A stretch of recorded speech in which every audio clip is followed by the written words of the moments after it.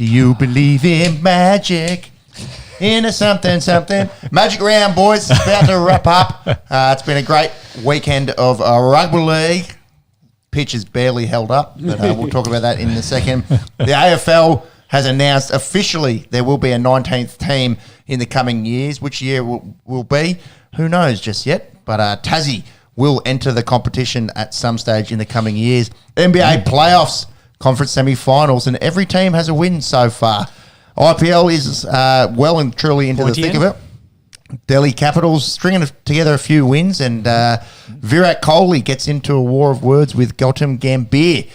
EPL, Haaland, Victor the Viking, he's broken the goal-scoring record, and City look to have pretty much clinched back-to-back EPL titles, plus a big final round, UFC 288. Aljamain Sterling gets the win against Henry Cejudo, and the F1 goes to Miami, bitch.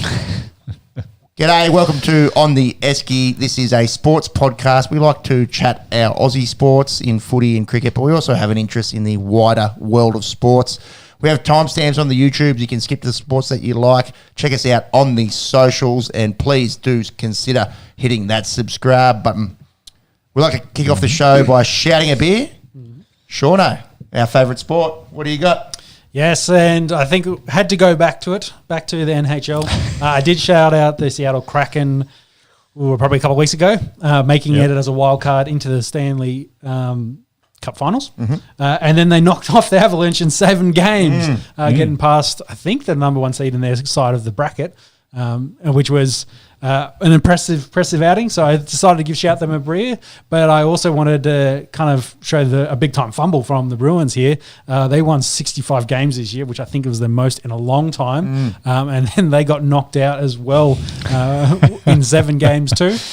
We're losing it late in overtime to another Florida team knocking out a number 1 seed. So the NHL is rolling on. I think when I checked it before, the Kraken were in a 1-1 tie with the Dallas Stars. Game 3 for them is tomorrow. But yes, the Stanley Cup continues to roll on with some of the top clubs getting knocked out early. You just open up that bracket again there, monks, and then let us know what other teams are left. Vegas Golden Knights take on Edmonton Oilers. Yep. That's a 1-1 series at the moment. What have we got here? Hurricanes. Florida Panthers are in a leading 2-0 against the Toronto Maple Leafs. Sorry. Yeah. And Carolina Hurricanes are 2 up on the New Jersey Devils. Yeah. There you go. Well, the NHL at the moment. Yeah.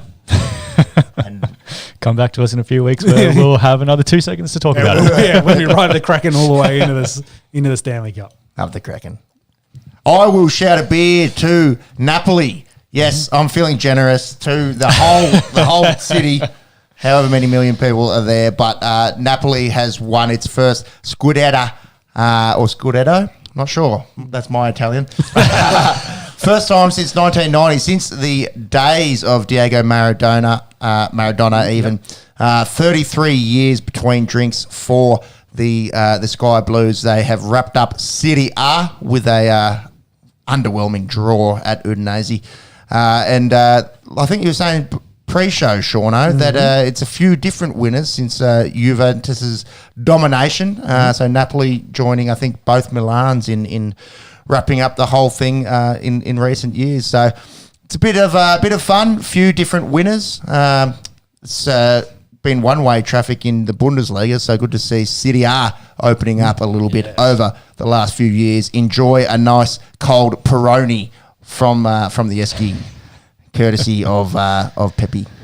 Stupid question for you, Pepe. What part of Italy does your heritage come from? It's actually not far from Napoli. But again, look, I'm about as Italian as you two blokes are in terms of my understanding of the language. But yes, it is in my blood, and I think the old man hailed from just inland from Napoli, so in the area, Campania.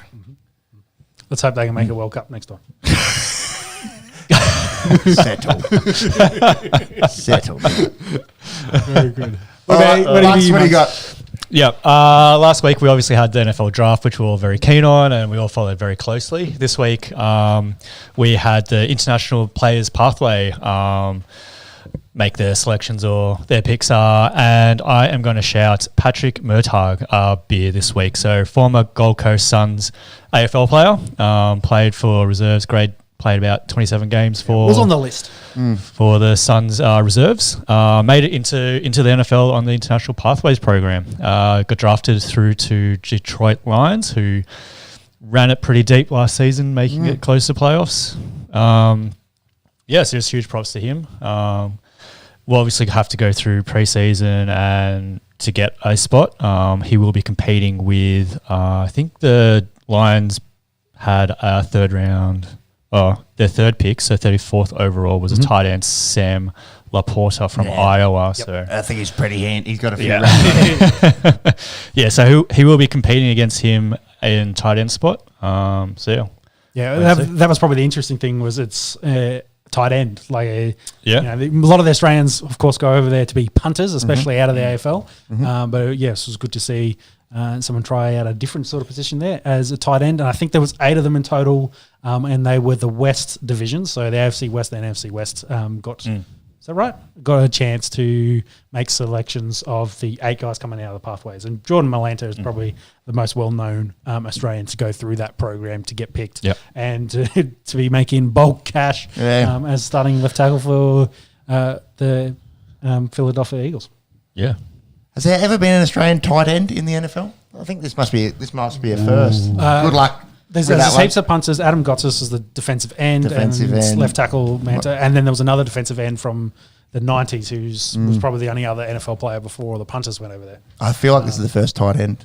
I feel like this is the first offensive skill position. Yep. Well, I suppose Jared Hayne. But yeah, it was an RB. So not a tight end, but yeah, he went over there as an RB.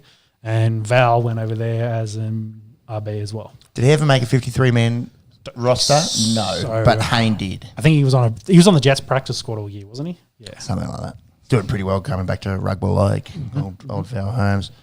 Any luck there? We did have one. There has been an Aussie tight end back in 1987. How we got him back? Colin Scotts. I've seen that bloke on Super Bowl coverages back in the day on Seven Mate, and that. I didn't realise he was a tight end. Yeah.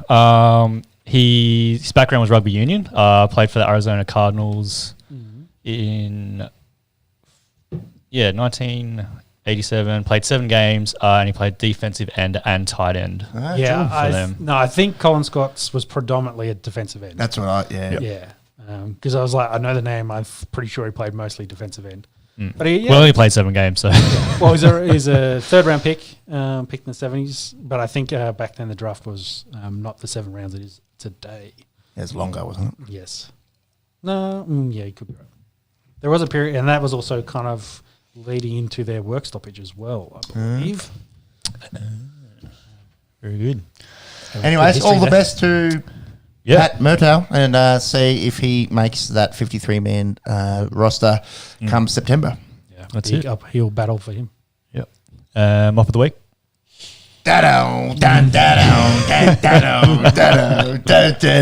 Booze on parade. Boys, we don't talk a lot of Super League on this show, but when the ball handler lets the ball loose on the field and said ball goes on a bit of a rampage, players running, kind of look more like a scene from Jackass than Super League. I am talking, of course, about the game between Catalans Dragons and St. Helens, where there was a ball... I don't know, was there for some sort of pre-game entertainment, and the handler lost his handles on said ball, and the ball did a few hot laps around the park. Also, pretty funny. The ball had a big skiddy on his ass. I think if you're a ball, you get away with that kind of gear. But bit of spice in the Super League there. Check out the video if you haven't seen it. Balls on parade in southern France. Catalans did go on to win that game 24-12. Ooh. Good on it then. You're looking at some famous animals let loose in the sporting arena. That's it. Just before we were live, I did see that there was a possum, a little bit different to a bull, a possum on a footy field somewhere in South America. But probably most famously, back in 2019, Texas Longhorns versus Georgia Bulldogs. They had the Longhorn facing off against the Bulldog. Don't know whose bright idea was that. Yeah, just get them in proximity. and the Longhorn was like having none of it. Bulls on parade. Bull versus a bulldog. We've got ads. So obviously, you're going to have to skip through that. I've seen it. I've definitely seen it. So have to check that out. There's a few other animals as well besides the possum. Charles Leclerc saw a cat on the road, a black cat, and he's been a bit unfortunate of late. So he's crashing out. Yeah, a bit of unlucky for him. So bit of animal moppery in the sporting world this week. Few blokes on this podcast behaving like animals in their past. Or one in particular. Monkey. That's it. Get one beer in me. And I'm done. So we're watching the Longhorn versus the Bulldog. Yeah, he gets out of his little pen and carries like 4 blokes as well. So. Bit of fun. Animals in sport. Check out the vid if you haven't. All right, let's talk Magic Round. Few big talking points coming out of Magic Round, although not as contentious as a few years ago where everything was a sin bin. Well, that's probably a good point to start with because how many hip drops did we have this week? I think not one. Many. Yeah. There was one sin binning, I think, I can't remember, it was like the third or fourth game. It was on Saturday. Actually, it was in the Warriors game. One of the Warriors guys got sent off for a hip drop, but that was largely it for sin bins and hip drops over Magic Round. So whether the message has finally gotten through, they know kind of what they need to do. And I think it's been like you slide down and roll into the legs. It's kind of ended up being a bit of the definition for that. You do that, you're going to get set down. And you've seen probably a lot more upright tackles, which has kind of led to the second point here of the new terminology, the driver, having usually one of his second rows or a hooker come in and pushing the ball carrier forward while he's getting, held up, getting tackled. And the one where Munster in the Storms game, he was tackling the guy with the ball and then kind of slid off and tackled the driver, the guy pushing from behind, and got penalised in a bit of a important penalty late in that game as well. So some interesting kind of conversations. You've kind of addressed something and that's allowed something else to come forward or rise up more in prevalence, being able to push the runner and go forward more. And it's shown to be quite advantageous and at advantage because you get an extra meters. You're getting a good extra 5-10 meters on a hit up, which is quite important, especially late in games when you're trying to get into field goal positions or trying to get into late scoring positions. So it'll be interesting to see how that tracks over the next couple of weeks. The other always major talking point out of any sort of event at Suncorp Stadium is the playing surface. We're looking at the Matty Johns show right now. They've got an interview with Foz, and it does look pretty Pete Murray'd right now. Although, look, 8 games on it. How's it meant to hold up? Sean, your thoughts? 100%. Yeah, well, I know I definitely heard all the rumours that they laid a whole bunch of new turf trying to get it ready for this weekend, but a lot of the turf hadn't taken root properly, so they were kind of expecting it to come apart. And you saw it on the Raiders game on the very first one. There was big divots getting taken out of it, and 8 games later, like it's definitely shown and taken some punishment, and it kind of looks like it's had rugby scrum after rugby scrum on top of it, and it's been torn up, a bit muddy, and of course it's been a little bit dewy, of course, as we get into winter. But Suncorp's always struggled. They've always kind of packed in a little bit of extra sand here and there to make sure it lasts, but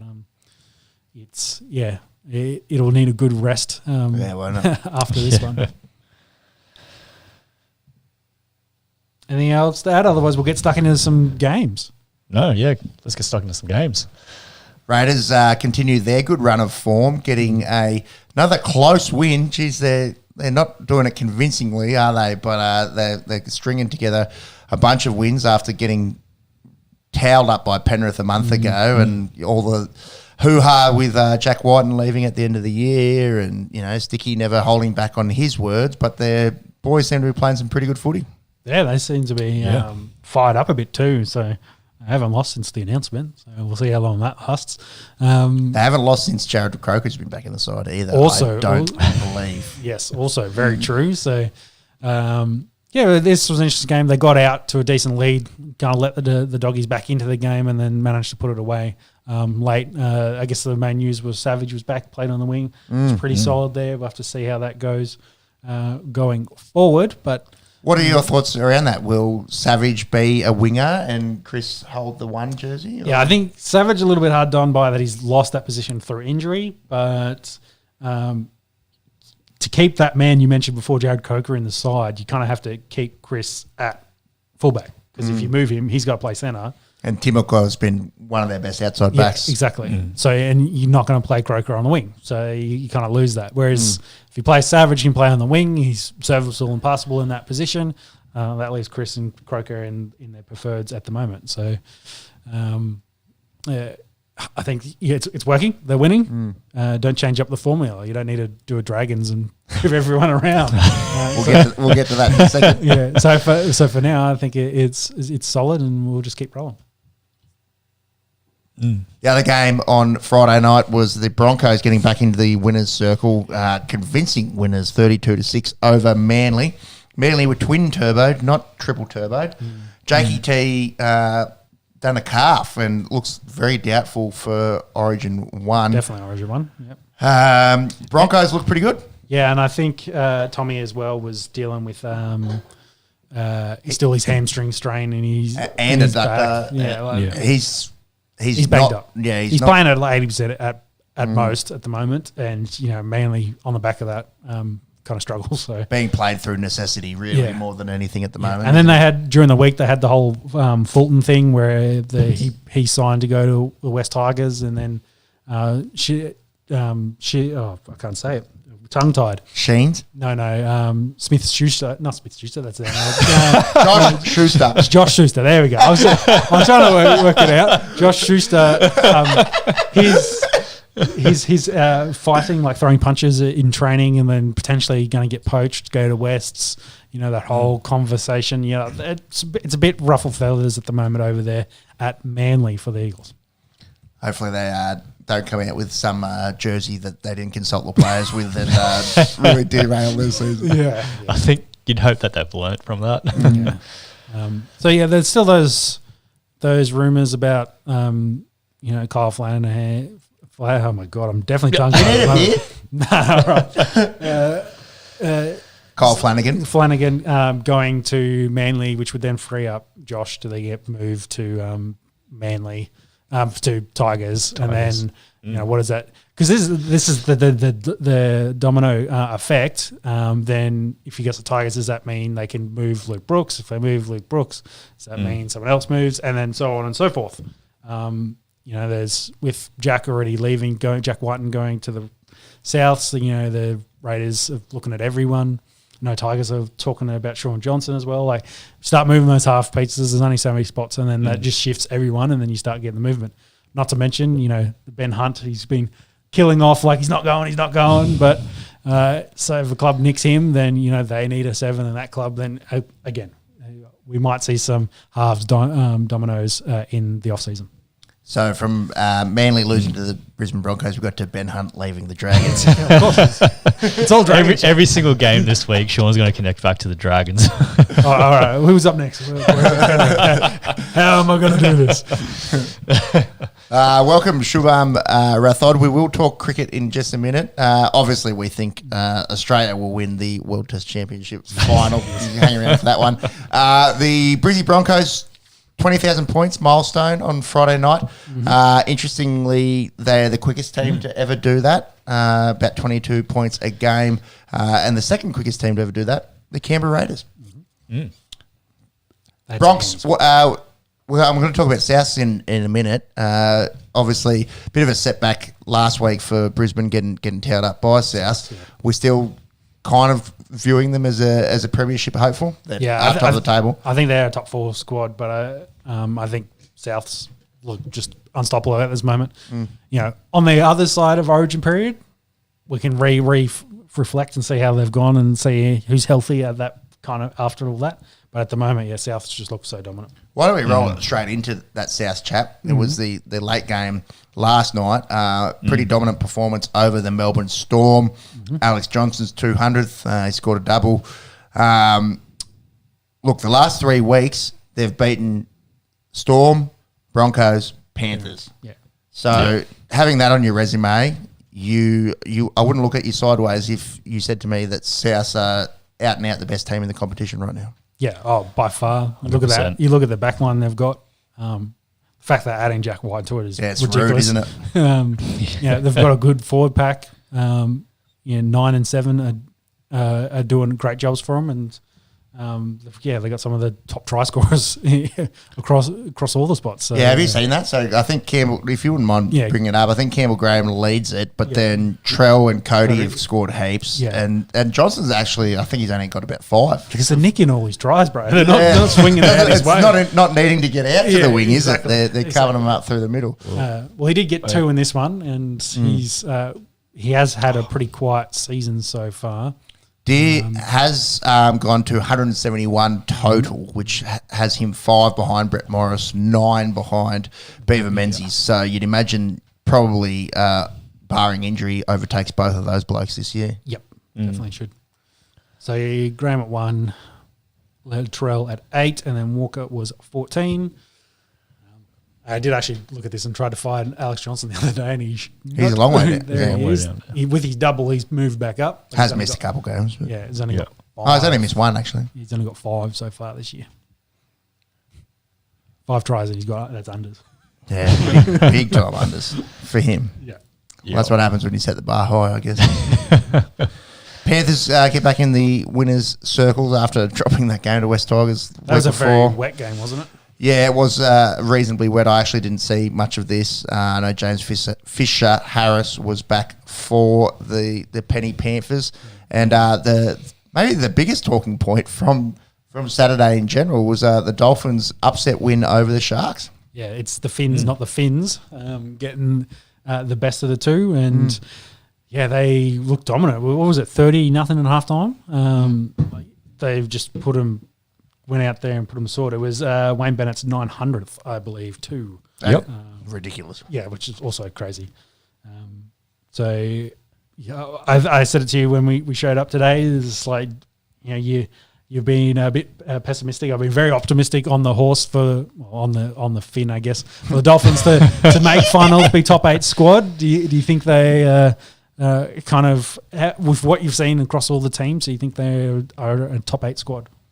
They're definitely playing like it when they go off and, Number 2, knock them off like there's nothing. And they're scoring points at will. Yeah. So defensively, some games you think, they could do a bit better, losing that one to the Raiders in Wagga last week where they conceded 31 in the wet. But, scoring points for them is definitely not an issue. No. And you just sprinkle on occasional Wayne Bennett magic when he needs to, and when the games matter, they'll definitely win a fair few of them. That's it. I mean, and they're still probably just building as a team. Like, they can only get better from here as well. Obviously, being first season and how many rounds into the season already? 10. We haven't even hit the halfway point yet. So. Yeah, they can. You'd think they can only improve from here in terms of chemistry and just playmaking ability across the team. So as they figure out each other, definitely agree. There's nearly a shout of beer worthy, but Val Tefade. I think it's a fade with the Maori pronunciation. 22-year-old Union convert playing in the centres, had 2 tries on debut. He's a big unit. Have you seen the size? Oh my goodness. Stuff tackling that bloke. Did you see his first try? He broke 3 tackles from 20 out and scored. So he looks like an unreal talent. He hadn't played rugby league at all before the Dolphins signed him and just said, well, you can't teach someone to be that big. So he's a bit of a cult hero up there. So, he just scored double on debut. There he is. It is pretty impressive. Plus, he's a good defensive tackle. Just awesome blokes. Do you reckon he looks too chunky? He's kind of like Talakai kind of build. Yeah, he is. I think he might even be slightly bigger than Talakai. So He's a thick boy. So this is try He got 1, good footwork 2, 3, and then carries. Look at it. that. Yeah, He's got good footwork for a big bopper, doesn't he? Yeah, well, and that try there was his first was over Matt Moreland. So running at a half, that's what Good you worry luck. about when you got a big man that's almost nugget front row size. I think a bit of movement. I think he's 108 kgs. Yeah, that's our front rowers are run around usually between Yeah. that 110 and 120. So he's pretty close to it. Yeah. With a bit of footwork. Yeah, that's not what you want running at your 6 or 7. Keep it the name in mind, and maybe New Zealand fans as well for him making a Kiwi debut. You'd think if he avoids injury, that's definitely on the cards. Definitely. Righto, Sean. Favorite time of the week when the Dragons lose. I feel bad for you, boys. No, you don't. I've been You've been sticking it to So us. stick the boot in. Stick the boot in. This is 5 games in a row that the Dragons have lost by a try. It's been a great month. Less. Zach Lomax getting dropped, probably the big story coming into the game. The player movements, the change of positions. I did turn this on to confirm if Ben Hunt did play a fair bit of hooker, and he did. So Yep. so there was that as well. Against the Tigers, who were the worst team in the league, who have now won 2 in a row. So maybe they've Also met Penrith both, so they're pretty good. Yeah. Cabot, they're a pretty good team now. It's 2 weeks in a row they have lost to the teams that were below them essentially. Yeah, that was last week. Yeah, and the Dragons, points wise, will be sharing that last position at the moment. Points for and against is better for them, of course, because they've been losing these close games. But we've been saying when's Hook's job going to be up, and I think he's done. I think it could be tomorrow. Yeah. We can check the Twitter in a minute to see if there's anything tonight, but I think Mad Monday, the firings on will happen tomorrow, and then we'll have to see what the Dragons look like going forward. But today's game, I'd be interested to get your points on it. From what I saw, it was like they were trying some things, some stuff was not working. I think they probably should have scored and taken a lead on that game. I think, again, they relied on Ben Hunt to have some magic, which he did with the soccer kick forward to kind of put them in a position to win. But I think his comments post-match probably hit the nail on the head is we just played dumb football. And I think that, I'm going to call a bomb try where it's gone out to, what's the center's name? Sully. Went out to Sully. He's got 2 options inside and 1 outside him. He's 1-on-1. And he decides to cut it back infield towards the goalposts where all the Tigers' defence is sliding across. It just seemed like it was, the wrong, a dumb decision in the fact, big boy as well. 1-on-1, you take the 50-50 or just draw and pass, bro. That's all you need to draw. All you need to do. Give it to your winger and put him over, and they take the lead. So I think, some of those comments from Ben Hunt kind of showed, that maybe we weren't playing our best football. We're maybe too greedy, playing a bit dumb. And that's why they lose by 2 points to the Dragons, to the Tigers. Discipline's been a big issue, but you're right. It's outside of Ben Hunt who is going to score, and defensively they've been good. Like they're not solid. They're not bleeding a lot of points. It hasn't been the 50 burger that we thought, which would put Hook done. They've been competitive. You go back to Anzac Day, that was a fucking gritty performance, and we said, if they get belted on Anzac Day, well, maybe that's Hook's time, but they just can't. They don't have that ability to get themselves over the line at the moment. Yeah. And a lot of that is being too one-dimensional in attack with Benny Hunt, and then having these errors and defensive lapses that are costing him. And we spoke last week about how the Tigers got the job done against the Panthers because they completed it at such a high percentage. Yeah. Tigers completed at 90% again today. So they're just doing the little things right. Yeah, and I agree. And on paper, that Tigers team, they've got a few names. They lost. John Bateman was ruled out before 4 minutes before the game started. Exactly. On paper, maybe they can get the win against the Dragons, sure. But on paper, that team should never ever be beating Penrith. But it's if you're executing and doing the little things right, that's all they've done, and it's what the Dragons aren't doing. Yeah, I agree. Like any of those sides that are in the bottom 8, you go from playing expensive, low percentage football, play high percentage football, keep your games close in them, so you have a sniff to be able to steal them. That's essentially what we said the game plan for the Dolphins should be this year, is to play high percentage football, good quality team ball, stay close in games, so you have chances to be able to sneak some and get wins. And they've kind of gone the opposite and playing this free-flowing, high scoring. Well, I think it's on the back of the fact they're doing really lots of good work, so they get themselves in a position to be able to have those attempts.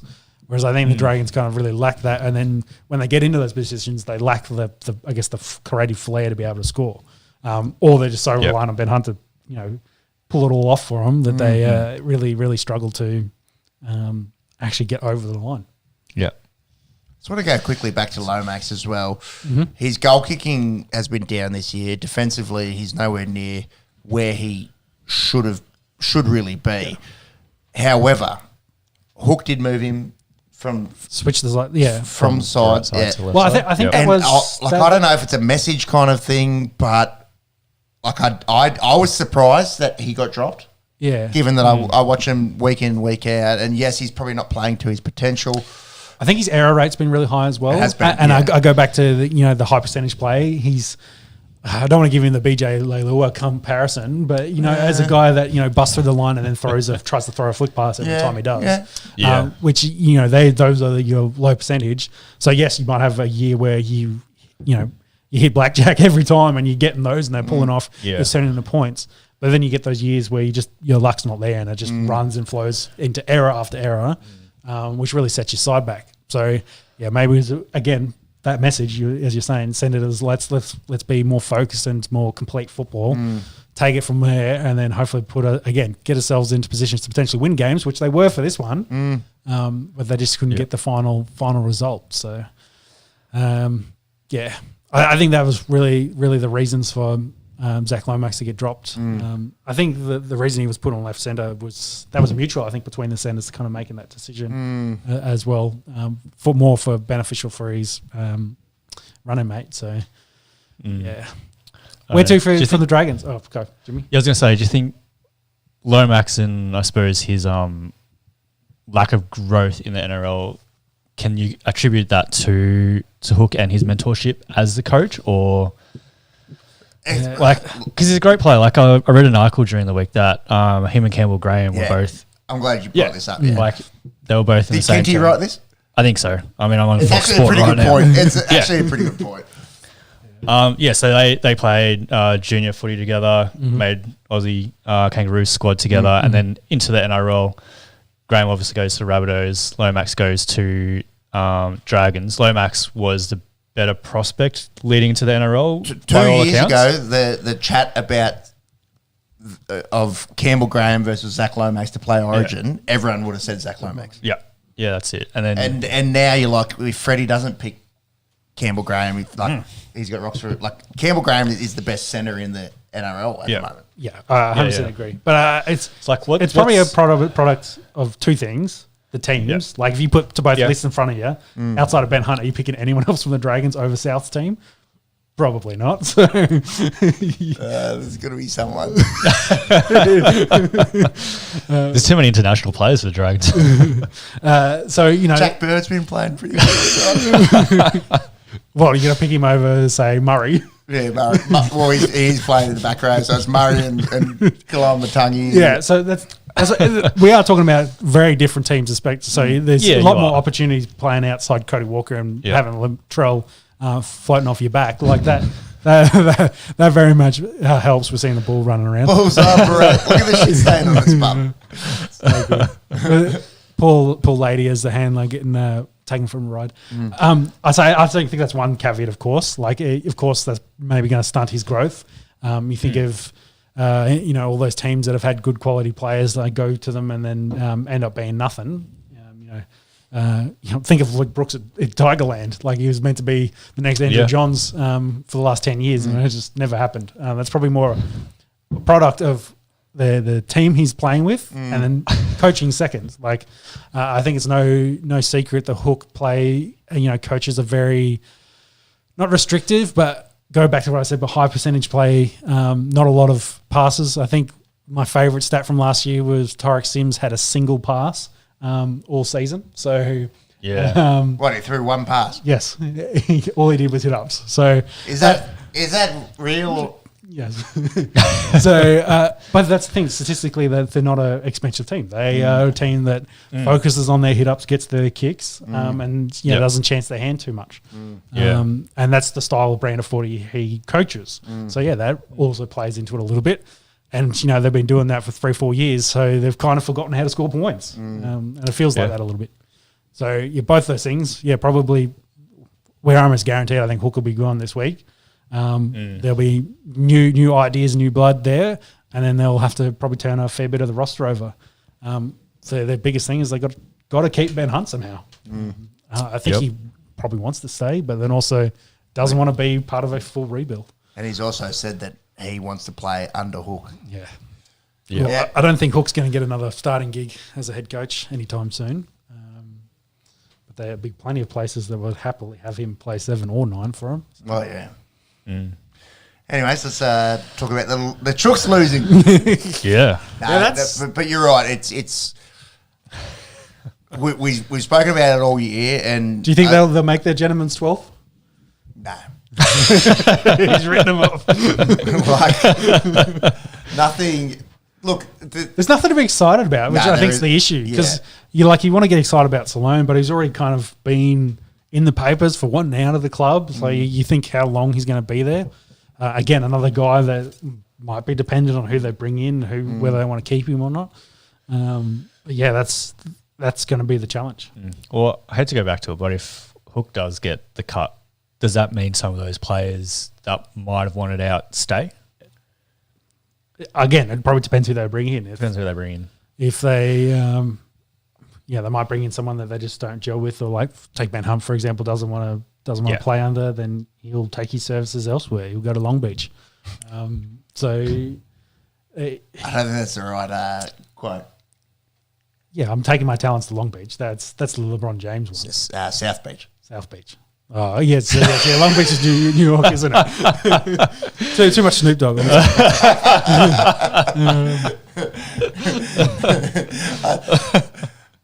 Anyways, I'm with you. I think Hook's probably he may have coached his last game. So, what do you think? Ex-Penrith assistant? Because there's a few of them going around doing solid jobs. Ex-Dragons players that have been. I think that's that's the main one they're thinking of is an ex-Dragon player that's been an assistant elsewhere. See how they, whether they want that role. Young, Hornby, Riles, one of those blokes. Exactly. Yep. Time will tell. Mm-hmm. So let's talk about the Chooks losing. It's a bit of a big loss to them. The Cowboys have been struggling. It's hard this year in terms of tipping, punting, trying to sound smart talking about rugby league because it's so unpredictable. Yeah, we know we know Cowboys can play good football based on last year. They've just been so unders, since the start of the season that we wouldn't have thought Roosters would be able to beat them, but. Maybe it's a bit of that origin flavour coming, kind of kicking in. Some of these guys are, I'm potentially going to miss out on a spot. Start playing a little bit better. There was a lot of criticism on Townsend during the week that he's been invisible essentially in the Cowboys squad. Looking at that, his stats looks like he's numbers look good today. Yeah, upped his game a bit. So maybe some of that's starting to hit home. But on the same side, though, there's plenty of Origin talent that could be playing for Roosters that should be firing at this time of the year as well. Ruben Cotter played out of his skin. I actually didn't see any of this, did you? No, I didn't see any today. No. It's a bit wet today. Kids inside, etc., etc. Was raining. I don't know. Do you think people or players are playing better now because they're missing out on an Origin spot? Like, you'd think they'd be playing pretty hard every week. I think it'll be a good little bit of extra motivation to get you up and about. Yeah, like you're trying to cement a spot, or say take Angus Crichton there that he hasn't played a lot, so putting good film out there that he's doing well, or like put some of those questions in Freddie's head about who he's going to select. Crichton was unreal today. Well, so I think like Cotter there is top on the stat sheet. Was one of those guys that potentially was going to miss a spot for Queensland because there's a lot of good second rows going around at the moment. So yes, it adds extra motivation, but the Cowboys get an upset win against the Roosters is a little bit surprise. There was a little bit of chat about Sam Walker during the week. He was going to play in their cup side and then was pulled last minute. So he didn't play this week. So he was in the media as well saying that him and Cooper's Cronk, that is, their relationship's good enough. Like it's there's nothing there. That's just media beat up. But who knows? There's a bit of smoke. Maybe there's a bit of fire too. Yep. Roosters did shoot themselves in the foot though. 17 errors to 11 for the Cowboys. So you don't win many footy games when you make 17 errors. No, that's it. So probably the rain just got to him a little bit. Slippery ball. Yeah, bad running track for him. And then we saw the Titans beat Eels just a minute ago. So did anyone tip over 4 this week? Or? Oh, good question. Good question. I mean, we all pretty much tipped exactly the same teams. Yeah. Man, you probably went the Dragons foolishly. I got 5. No, 5? That's all right. I couldn't go on get on the Dragons. I know why, because I picked the Tigers. Yeah, that's what I was saying. You got 5 too? Yeah. Well, the first one doesn't count. That's impressive. Yeah. All right. Knights miss out on Magic Round, the first team to ever miss out on a Magic Round. That doesn't seem like they missed out. They got a free trip out of it. Oh, that's right. They went to Bali. They had a great time. They had a great weekend. The dinosaurs getting stuck into them for going on a holiday on a buy round. Yeah. Who cares? Yeah, it's like, probably good for them. Yeah, good. Well, team exactly. bonding, A lot of them were saying, R&R. a lot of them should have said, "Oh, they should be back training," and then he's like, "You get watching the film, get stuck in." But on the other side, they probably need a bit of R&R and get the boys together. Yeah. A bit of that camaraderie. Sinking beers and having shit chat, and Maybe try some beach sprints or something. Yeah, exactly. Nothing like a few defensive drills after a big night at Sky Garden. So a bit of that, I think. Run at me.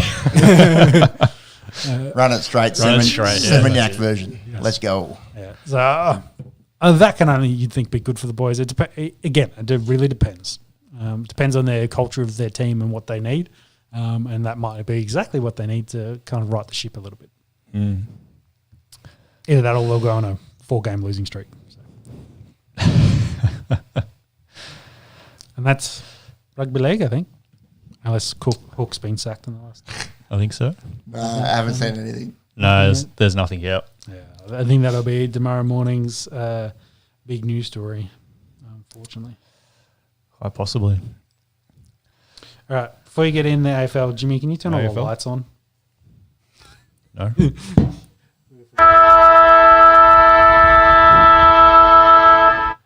The big news from the week, boys. It has been confirmed that a Tassie team will get the 19th licence in the AFL now. Which year will it be? 2028, isn't it? Is the chat, however, it might be sooner. They're trying very difficult, very difficult. They're trying their best to get this fast-tracked. A lot of it might come down to this stadium. The federal government's going to chip in as well. Yes, the stadium's not meant to be completed till 2026 officially. But again, if they can get all the shit sorted out and break ground sooner than later, then maybe they fast track that. But it's largely the team joining the AFL is dependent on them having the stadium. So yeah, if maybe they need some of those Saudi contractors to come out here and knock it up real quick, like they did for the World Cup. That's Qatari, bruh. Yes, Qatar, yes. They're different. Yes. All right. Don't kill us. If the building industry in Australia has been struggling, for those who don't really know, so it might be a little bit of a challenge to get this knocked up real quick for, say, a season start in 2025. So that's only 2 years away. So, yeah. I think that's doubtful. 2026, I think, is more likely. That's still plenty of time to put together a team as well. 3 years to put together a list, sign some blokes. Looks like they'll get a lot of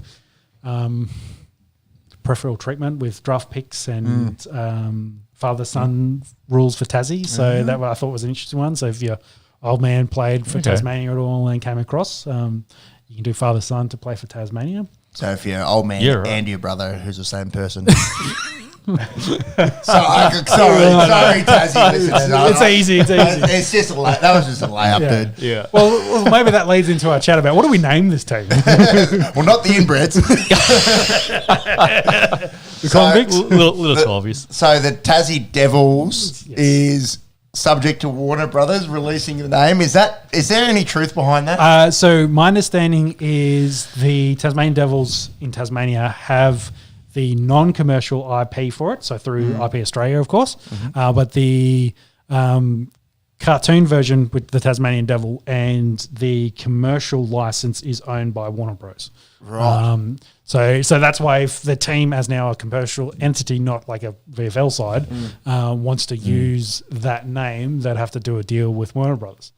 So I've actually seen that, the joke's been maybe they do what the Dolphins did and be the Devils because that drops the Tasmanian bit, which wouldn't impede on that licensing. But then there's a certain maybe Demons squad that might want that name not too similar to them. The Devils. Yes.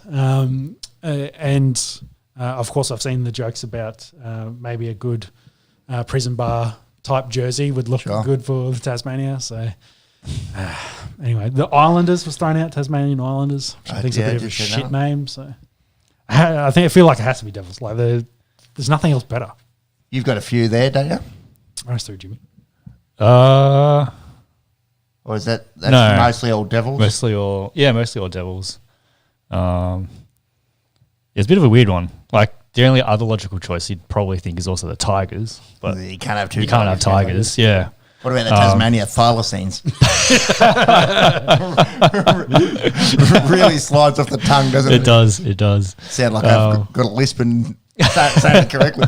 Yeah, I'd be interested. Again, it'll be depending on the legal laws because it's Tasmanian Devil that is trademarked for Tasmanian Devil. So they can have an S on it? But it's still pretty close. It's like there's McDonald's and you open McDonald.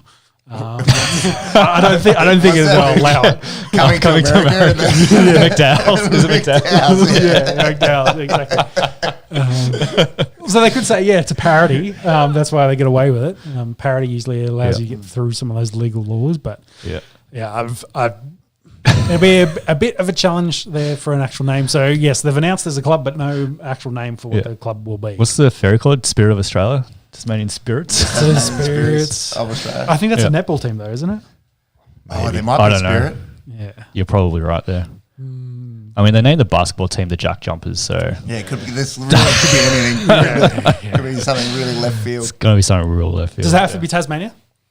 Could it be Hobart something? Yeah. Well, Hurricanes was there. It was already stolen and there's not a lot of Hurricanes in there. From what I've heard, it will be Tasmania. They're trying to encompass the whole state and also use Launceston and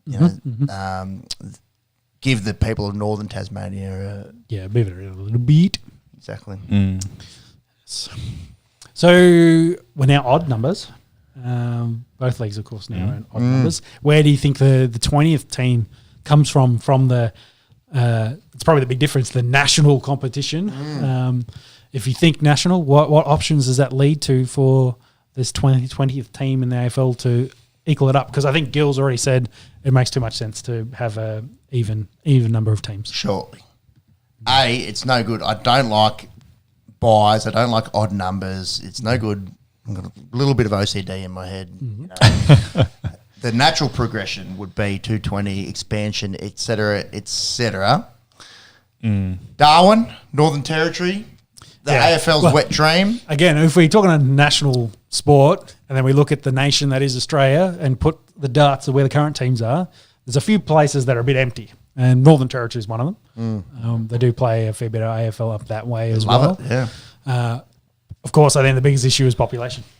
So the entirety of the Northern territory is 250,000 people, of which about half's in Darwin. So if you were to build a stadium like's been proposed, 25,000 people, that means 1 in 5 people in Darwin need to be in the stadium every week to sell it every out. second week. So Yeah, so you'd think maybe not enough people. But the pros, Indigenous heartland, a lot of Aussie rules players come from the territory, have a really good, strong competition themselves. This is something as well I want to run past you. You kind of raised the idea of North Queensland, perhaps. I said Townsville, and you guys were like, no. But I meant North Queensland because I was comparing it, of course, to rugby league and thinking of, where's rugby league and where's AFL not, and then the difference of where the darts, what's missing. Northern Queensland, of course, is a spot that's very empty. What about a northern team that splits games between Darwin and Townsville, Cairns, Alice Springs? Not a bad idea, actually. I don't mind that because, again, heavily Indigenous populations up there. There are a lot of guys that love to play both sports and play their AFL. I don't see why not. Townsville, they'd probably have to build another stadium because the big stadium they got up there is very rectangle. So that limits them a little bit. But I think we've got to stay away from South Queensland. That's kind of full of the AFL teams. You don't need to add another one. The Suns haven't really taken off in terms of membership. And that's also an interesting point when we talk about expansion. The last 2 expansion teams, yes, they've held their own, but in terms of membership and ongoing success, probably a little bit lackluster. Yeah, well, Suns, with all the support they got to get that club kicked off, really haven't returned on that investment.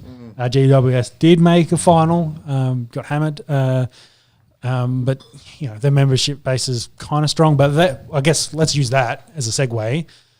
Canberra, another option. We do have the Theatre Dreams. They play games there. We have, I think by the time this comes out, we'll be 500,000 population. I do have a population that is growing pretty well in Canberra. Do have a good base of potential players to pick from playing in this area. Big problem, of course, is we share the membership at the moment with the Giants, and that's kind of how they keep their membership numbers up, is they sold the Greater Western Sydney as a potential club to get behind for Canberrans. It's a giant problem, if you will. The Manuka Oval games are getting better attendances than the Western Sydney games. Yeah. So there is that issue. Also the code clash here. Rugby league, rugby union, both quite big. There's going to be an A-League team coming into Canberra. But you could say the same for Brisbane and Sydney and Melbourne. Of course. There's the thing is they have Brisbane and Sydney 5 extra. to Let's 10 times more people. Let's just add an extra digit. They've got an extra figure, which does help with the support of those various teams. So I do understand that because if we picked the Canberra team, Canberra would get behind it, but it'd probably kill off maybe half of the membership for GWS. And I think that's the main problem. I don't think it's so much a Canberra problem. I think it's the AFL has invested heavily in Canberra being this second home for the Giants, and it probably doesn't bode too well given that investment. Yeah. Let's rule out the quick one. If we do the comparisons to rugby league, they do have New Zealand teams. New Zealand barely plays rugby league as it is. I don't think they're going to play that much AFL.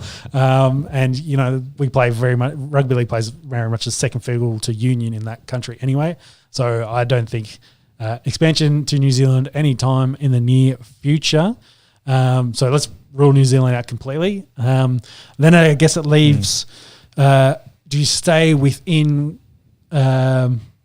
your current kind of markets and capitalise on them? So the other two being Perth and Victoria, but do you go more rural Victoria? Not quite like Geelong, but more, go out that way, go west a bit more, and you end up in Ballarat and Bendigo as a potential team for Vic Rural. That was my idea based on interest and talent. That message that I sent through, I did a little bit of research during the week of AFL players to come out of rural Vic would win the comp. Easy. Like if you went through the problem again, it goes back to that Darwin problem of do you have enough people? Yeah. Bendigo and Ballarat together is like a 250,000 people. You'd get some of the rural guys travelling for some of those games as well. Like they get behind the club, but same thing. What do you do? Do you build a big stadium where again a quarter of the town's going to be in the stadium to sell it out? I think it's more of a pipe dream of mine than anything, but I don't know. Well, stranger things have happened. That could make sense because, like, as much as it's rural, they could still play footy at Marvel Stadium, like split their home games between Marvel Stadium and something rural, and just call them the Western Victorian something. Yeah. Inbreds. You've already got the Western Bulldogs. You've already got that for Tasmania. You got 2 teams.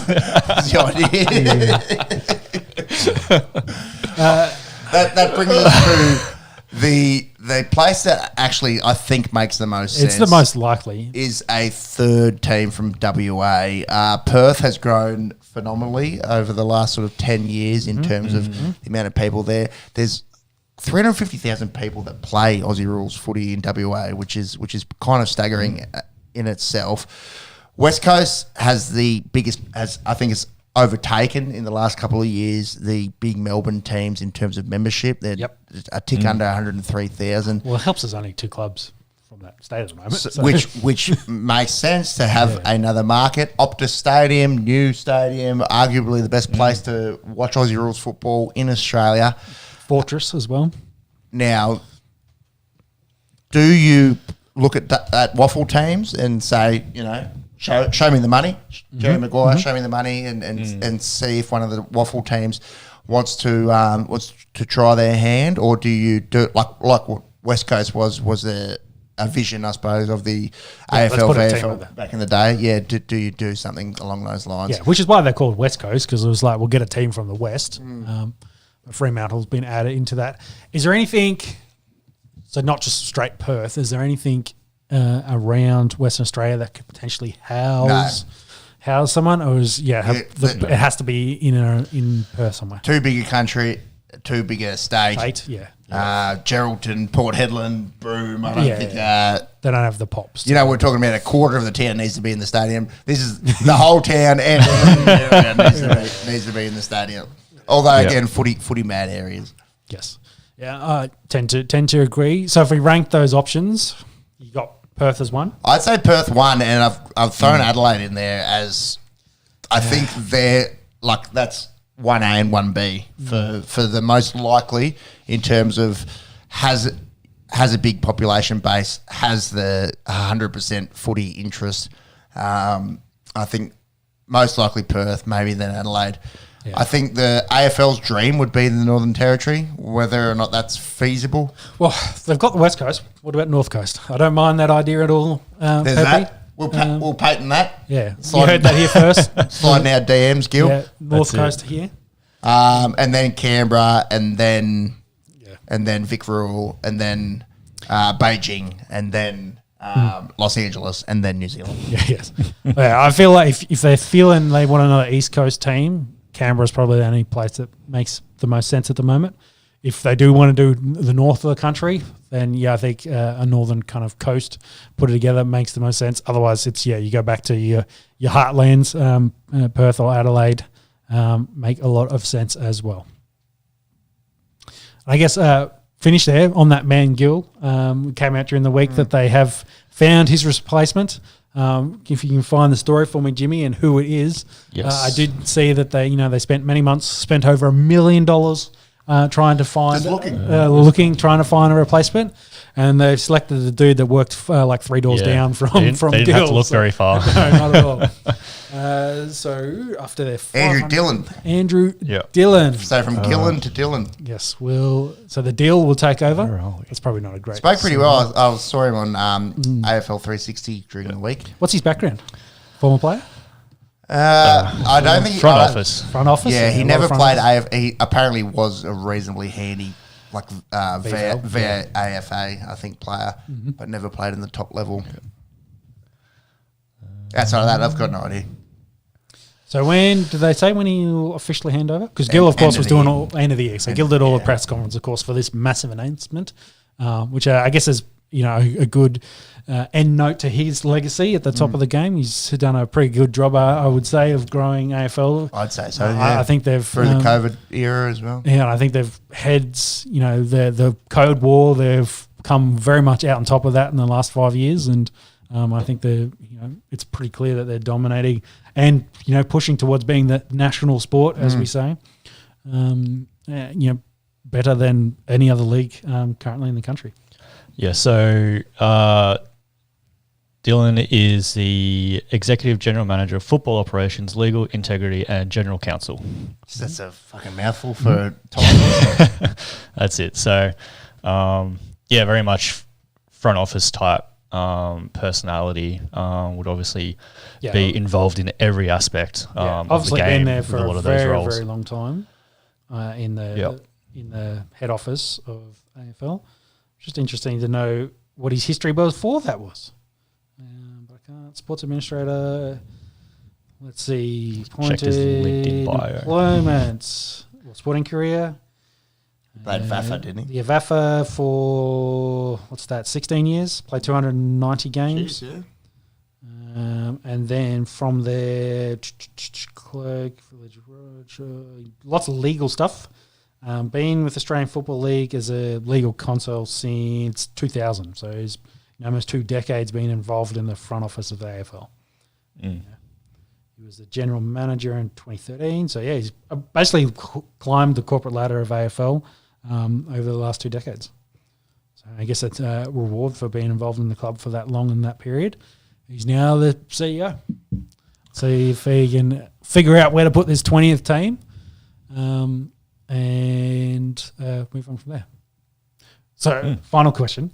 They said anywhere from, let's say, 2025 to 2028 for the next team. Where do you think 20th? 2030? Do you think they'll make an announcement, say, in 3 years' time for the 2030 edition of a 20th team?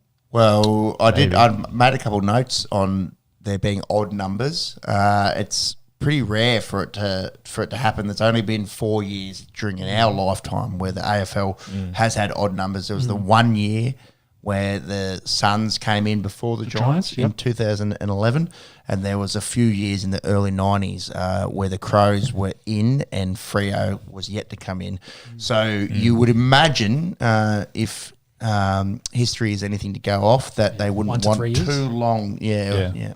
It is a bit of an interesting one as well, though. Like, going through our list of potential areas, I guess, it makes sense. You could potentially put a team in before a Tasmania team even starts playing. Like, if you pick Perth, you could set a club up next week, really. That's true. Like, it's weird sort of, like, how do you time that sort of thing? Like, can you just go ahead and have the 2 teams enter the comp in the same year? That's a really good point, mate. Yeah, they could turn around and make a decision. Yep. Take that risk and have potentially 2 teams fail? Do you let Tasmania run its course, see if it's successful, and then go for the 20th team as well? Because you go back to your previous point. So you rule out North Coast and rural Victoria, and Perth, Adelaide, and Canberra could be in that conversation because they have existing stadiums. Like, they could make a decision. It's like, these guys could join ASAP because they've basically got the infrastructure. We just need to get them a list together. So it's possible. The other thing in Tasmania, the coach, like, again, following that Wayne Bennett kind of comparison, who's like, who's going to be the maestro to take Tasmania and build it? There's been chat about just Chris Fagan, like, as an option to finish up his run at Brisbane and want to go down the starter squad. Scott as well, from Geelong, I think it was the Scott they picked. Yes, you've done everything you could at Geelong. You go to Tasmania and, again, try to build your legacy and build a new club from scratch, kind of thing. Some options already of big names potentially on the radar for a Tasmanian head coach. Ricky Potting, Tasmanian, I reckon he'd be pretty handy footy player back in the day. Just throw your hat in the name. Your name in the hat. Yes. Hat the name. Yeah. Right, should we run through some footy round that was? The Blues, bit of a I reality think check. both of you guys had a pretty dismal week on team. Don't want to talk about it. Lost 2, lost 2. Yeah, Raiders won, Brisbane won. Suns went close. how'd the Denver Broncos go? Nothing this week. Just fat bong ribs, bro. So the Lions did a number on the Blues without Dan Rich and Dane Zorko, both having soft tissue injuries, both looking at 2 to 3 weeks. How about those two? 509 games between them. I think they're both in the Brisbane Lions top 5 game players of all time. Lions look pretty good. As Jared Barry's best game this year so far. He'd been struggling with a bit of a knee injury, and it looks like he's over that. And did a very, very good job. And Charlie Cameron keeps kicking goals. Yeah, he's arguably the best small forward in the AFL at the moment. Tigers did it easy against the Eagles. The Eagles continue to struggle, and the pretty average Tigers team comes around and drops almost 50 on them. So not much to write home in that one. What do you get there stat-wise? Shea Bolton has been a little bit underwhelming for considering how good a football player he can be on his day. Underwhelming, definitely not a word that you would use to describe him in this one. 31 posies, 8 marks, 5 tackles, 3 sausage rolls. Thanks for coming. Then the Cats keep their good form going. Actually, the Crum, have been playing overs for most of the season, but they run into a very good, what do we call it? A rejuvenized Cat. The Cats are back and playing their best football. They won 5 on the trot after looking horrendous through the first 3 weeks, and people have started to talk about cat flags again. Yeah. Which is pretty crazy considering the start of the year that they had. Where are they on the ladder at the moment, Jimmy? They're sitting 6th. But quickly making it. Yeah, that'd be as of today. Playing good footy. Their percentage as well, crazy. What that, 120? 135. So again, from where they started the season, they've come back very quickly and scored bulk points as well. It helps when you got guys like Jeremy Cameron kicking goals at will at the moment, on pace. Is it him and Charlie on pace for 100? I think Charlie might have dropped off. With the injury. Jezza was on pace for 100. So got 33. 33. Charlie's 31. I'm trying to do the maths. I think that's just under. Pretty crazy. Yeah, it's still been pretty good though. So, even though they don't make 100, they've been very, very good. Gold Coast held their own against the D's. It was all even Stevens at 3/4 time. They end up going down by 5 points up there. They had a chance to take the lead in this late as well with about a minute to go and sprayed it wide. It was Darcy McPherson, poor fella, but he's been pretty good otherwise. Noah Anderson's been also very good for him, 37 and a goal. And the Twin Towers boys, is it Grandy that we're going with? What's the other way that you do it? Brawn's pretty good. Brawn's better, yeah. Brawn. Yeah. Brawn. Yeah, anyways. They've been good. Combined for 4 goals, a few hit-outs between them. Yeah. Thomas Berry got a start in this, and he's probably the difference, and that's why it was so close. Yeah. Dogs get the win against the GWS Giants at Manuka. The Bulldogs are doing a bit. They've won 5 from 6. Move into the top 8. That boy, Johnny English, a.k.a. Tim English, 23 disposals, 40 hit-outs. He's making a bit of an argument for being the best ruckman in the AFL. Yeah, well, his numbers are up there. I guess he's gone kind of sharing his a little bit now with the difference in the roles they've got there at the Ds. Definitely a different role. The Dogs don't really have a chop out for Timmy English, but he's doing things that ruckman shouldn't be able to do. Adam Treloar subbed out in this one. Hammy, by the looks. Bevo, don't know if he was holding his cards close to his chest or if they're there was legitimately not too much concern, but said it was a bit more precautionary than anything. Yeah, I think it was maybe more odd visuals than anything. Like, one of your biggest name players in your team, you sub him out. But at that point, I think they were maybe a little bit comfortable. They were happy with where they were. But it's about 15 points. Yeah, still, but yes, 15 points is nothing to be confident in. So, No Toby Green for GWS. He was a late scratching. Tom Green was very good as a replacement Green. 38 and 3 for him. Canberra boy. He loves playing here. He's been a Tom shining Green light. Pavilion. Yeah, there's a few fans, if you will. Yes. Tom Green always showing up very well. Yeah, but it's interesting stat there, and maybe a reason why you'd put a Canberra team together, because they haven't won a game in Canberra from their last 9, which is a little bit dismal. And the fans always keep turning up.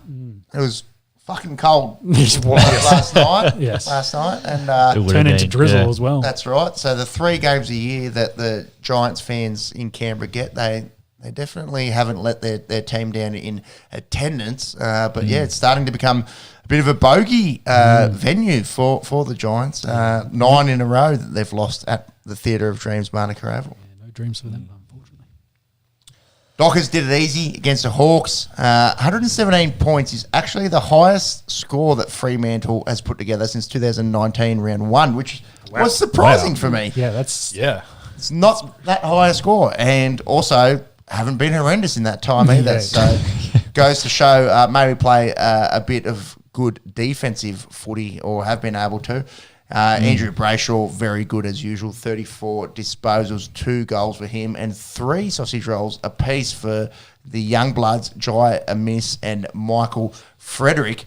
Hawks, we talk about the Dragons in the NRL. well, Hawks are happy. The West Coast is dreadful. Yeah, both of those two probably looking at likely spoon incoming. Do you think Nat Pfeiffer as a super sub should be illegal? I'm sure you can use your super sub however you like. Marcus, did you catch any of the Power and Bombers today? Yeah, I had it on the background, as I do each week. Yeah, disappointing. Obviously, they lost again. What's that still, for them? Still close. It's definitely 2 in a row. Is it 3 in a row? Ooh, let me quickly check that one. Yeah, they started off really not hot, to think about that. on the slide. 3 on the trot at the moment. Yeah, it'll be a slide. Are they outside After starting really well. Yeah. Yeah, no, definitely. Yeah, just slide out. They're sitting 9th now after this week. Yeah, shared the goals around. Parrish, obviously very good. 37 disposals. Where are Port Adelaide at the moment? Have they... Fifth. Have they... Not dark. It's too early to talk about dark horses, but have they been quietly going about their work and been forgotten about a little bit, do you reckon? I think on paper they're pretty much the same team as they were last year, plus And the year before where they went pretty deep. plus Horn Francis. Yeah, I think last year they killed themselves with losing the first 5, and now they're winning some of these closer games. I wonder if, the result of last season is you put them kind of in the background of everyone's mind, and they've just slowly been going around about their work, being forgotten about, while, say, teams like Collingwood and the Lions and that are getting all the headlines at the moment. That they're putting together some wins, and they'll be there and thereabouts. Yeah, that's a fair point. Like at the start of the season, we're obviously talking about Collingwood, Saints, Blues as well, like teams that you wouldn't have expected to be that far up on top of the ladder. So yeah, maybe Port's just sort of been just sneaking in their wins, just sitting in the middle of the pack, the top 8, and They'll be still in business. Yeah, they'll be an interesting team to follow throughout the rest of the year. Speaking of those Pies, they get another win against the Swans. They're outright first, I think. Yep, outright first, 7-1. Hot Pies, Flag Pies chat. It was actually their first game at home against the Swans since 2015. Brodie Myercheck kicked 5, I do believe. And Dacos maybe didn't feature in the Brownlow votes again. So that's 2 weeks in a row, you would think. So he's gone from what, $1.65 to $2? well, he was around $2.50, I think, last time that we checked. So he's probably still hovering around that. Yeah. What do you That kick from Brody, potential goal of the year. Oh, another Play this. contender. We've got a bicycle alert. Yeah. Oh my God. That was not bad. Not bad. So I'll explain what we're watching. He's sitting in the square wrestling with Connor Blakey. The ball gets bombed in from deep. Wrestling, can't get an arm to it, and then throws his right boot on it over the back of his head. Zlatan Ibrahimovic-like, if you will, and bicycles the ball and makes good contact. That goes probably fucking 20 rows deep. Yeah. We've seen some special goals in the last few weeks, and this one is right up there. There's definitely been a little bit of extra soccer skills in both codes Look the at last couple this. of weeks as well.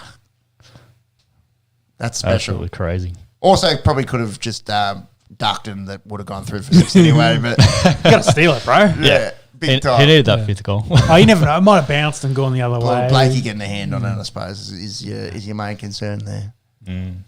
That is pretty cool. Yeah. Got to win goal of the year somehow. That'll be up there. That's a good contender, that one. Him this week, Ashcroft last week, and it's going to be some fun ones. Yeah, That's Charlie. it. Charlie Cameron the week before. Oh, yeah. It's going to be some good options this year.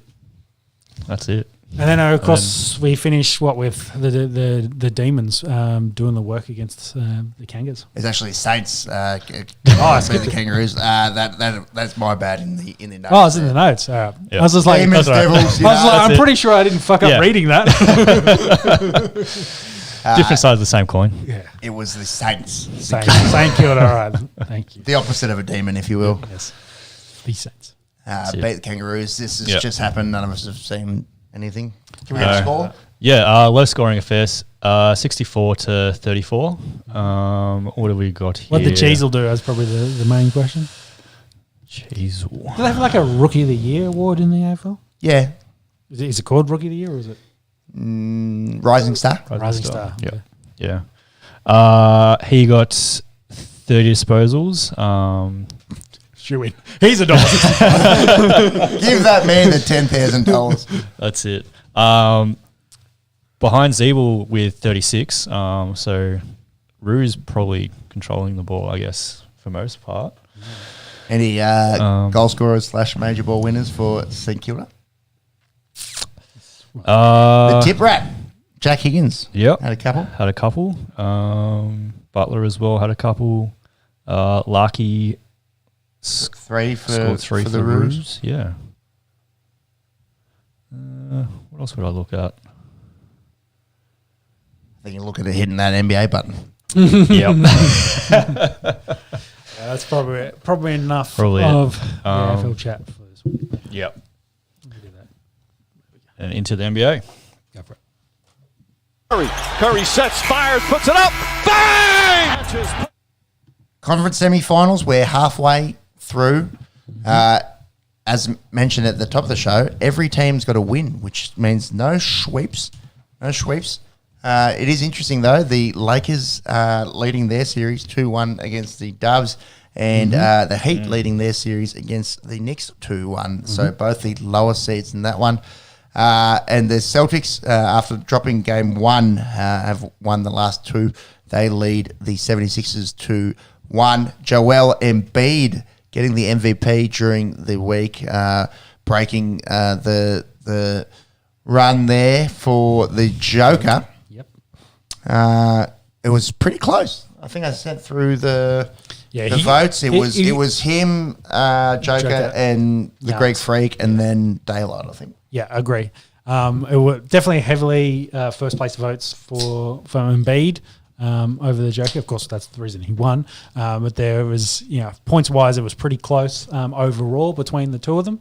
But it's, Embiid is the leading point scorer in the league this year, has won it. And I think and that point I think I made a couple of weeks ago, he would be only the third MVP to win it, having sat out as many games as he had this Yeah, season yeah, as well. he missed a lot. Missing over 10, I think, was the stats. So that's pretty impressive. That's good for him. A long time coming. He's trusting the process. It was all about when he, as an African coming across since 2014, I think he started. He was always, wanted his name up there. That yes, I'm going to be an MVP.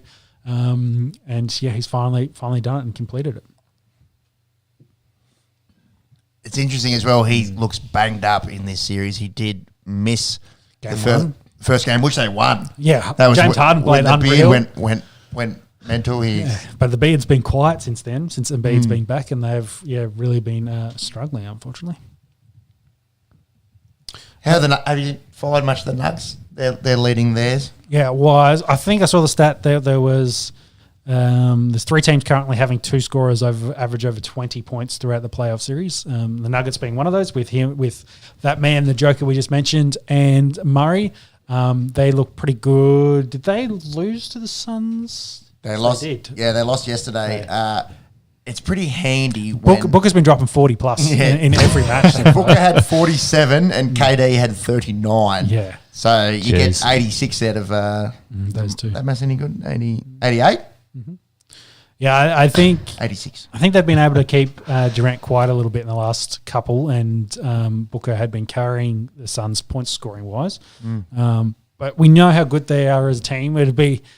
We've finally got into that conversation about the other Nuggets a good enough team, and we're going in the pointy end that they're going up against other really good teams. Will they be found out?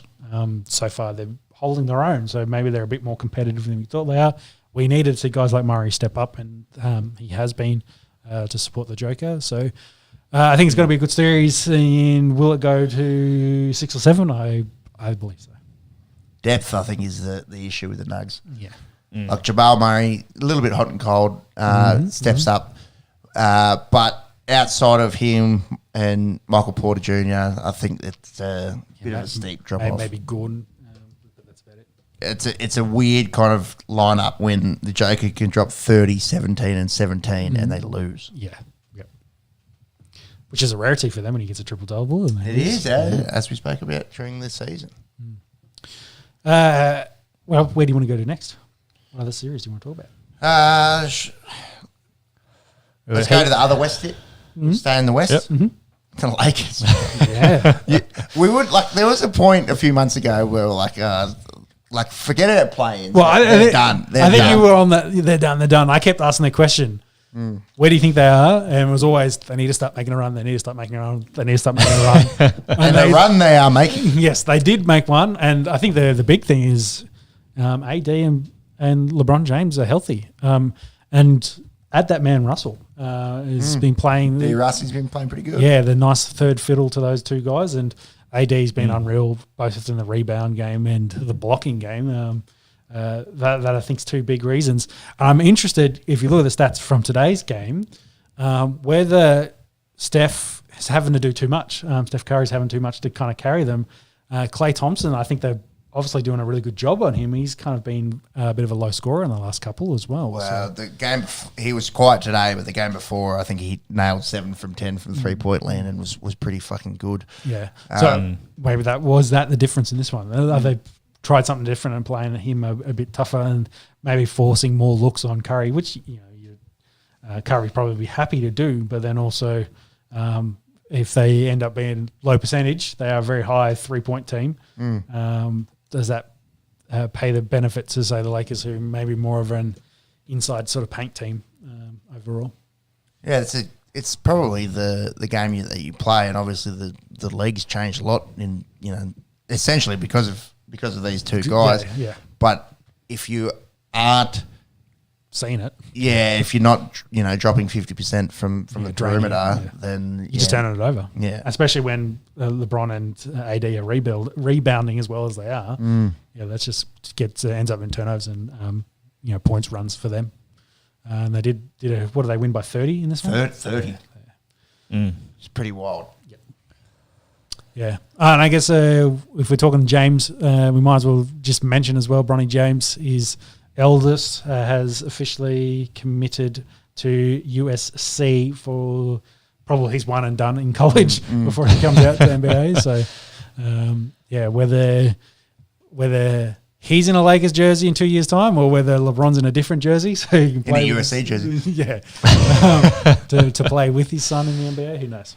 That's Pac-10, so they have they can make money, I think. Yes, and so his nil deal is almost $6 million, which is crazy. It's like the highest ever. Can you have a look at that? Because I've seen as well during the week. There's some there's some girls that are playing college at LSU that are making better money than they would to go into the WNBA. So this whole you can make money off your likeness and sponsorship, and they don't actually get a salary. No. But they've changed the rules, and it's really shaping the way that college athletes approach the game. Well, what's the name they call the guys that support the college teams? What's the name for boosters?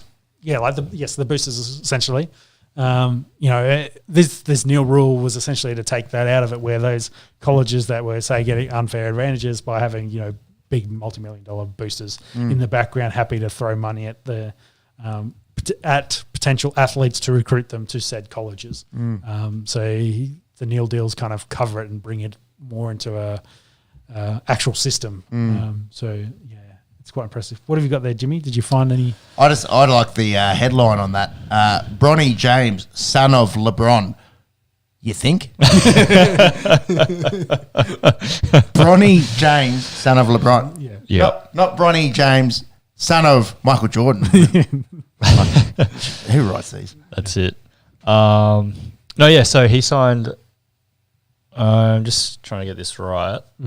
So he signed a new contract deal while he was still in high school with Beats by Dre. Yep. So that's his big deal. Yep. So before he even got to college, he's already got that contract in place. I haven't got any dollars for us though. There'll be probably a Bronny James Nike before he even makes it to the NBA at this rate. Yeah. So his own fucking shoe. So more recent. No, not even more recent. He's got deals coming out everywhere. He's got a deal with Nike as well, from the looks of it. Yeah. Dude will be making bank. Yeah. It's not like he probably doesn't need to worry too much about money. He's probably going to inherit a fuckload from his old man. Because, he's done plenty off the court as well. So, But it's a mega family. You talk about... 7 million US. Yeah. You talk about probably the Manning family is kind of a decent comparison. It's like trying to create a massive marketing company behind the family name. The Jameses are going to be up there, no doubt. Yeah, 7.2 mil deal. Crazy for a college athlete. Yeah. He'll be driving a fucking McLaren or a Ferrari to school every day. Do they get that money straight away, or does it go in some sort of trust until? If knowing LeBron, if he probably will have set them up financially to support them. Maybe there's a trust there, but you never know. He probably really give him a decent money kind of salary to keep him going, a bit of incentive, etc. But they're living in his fucking mansion anyway, so it's not like it's they're in struggle town or anything like that. Taco Tuesday, man. That's it. Yep. You think the Lakers get through here? It's interesting, isn't it? I'd love to see it, to keep that running going. If you think more about compelling, like obviously there's more. There's two of the biggest franchises in the NBA. We got to remember that story of the history, Curry, LeBron. LeBron might have 3 more championships if he didn't have lost series and gone through Curry, and Curry, of course, winning them.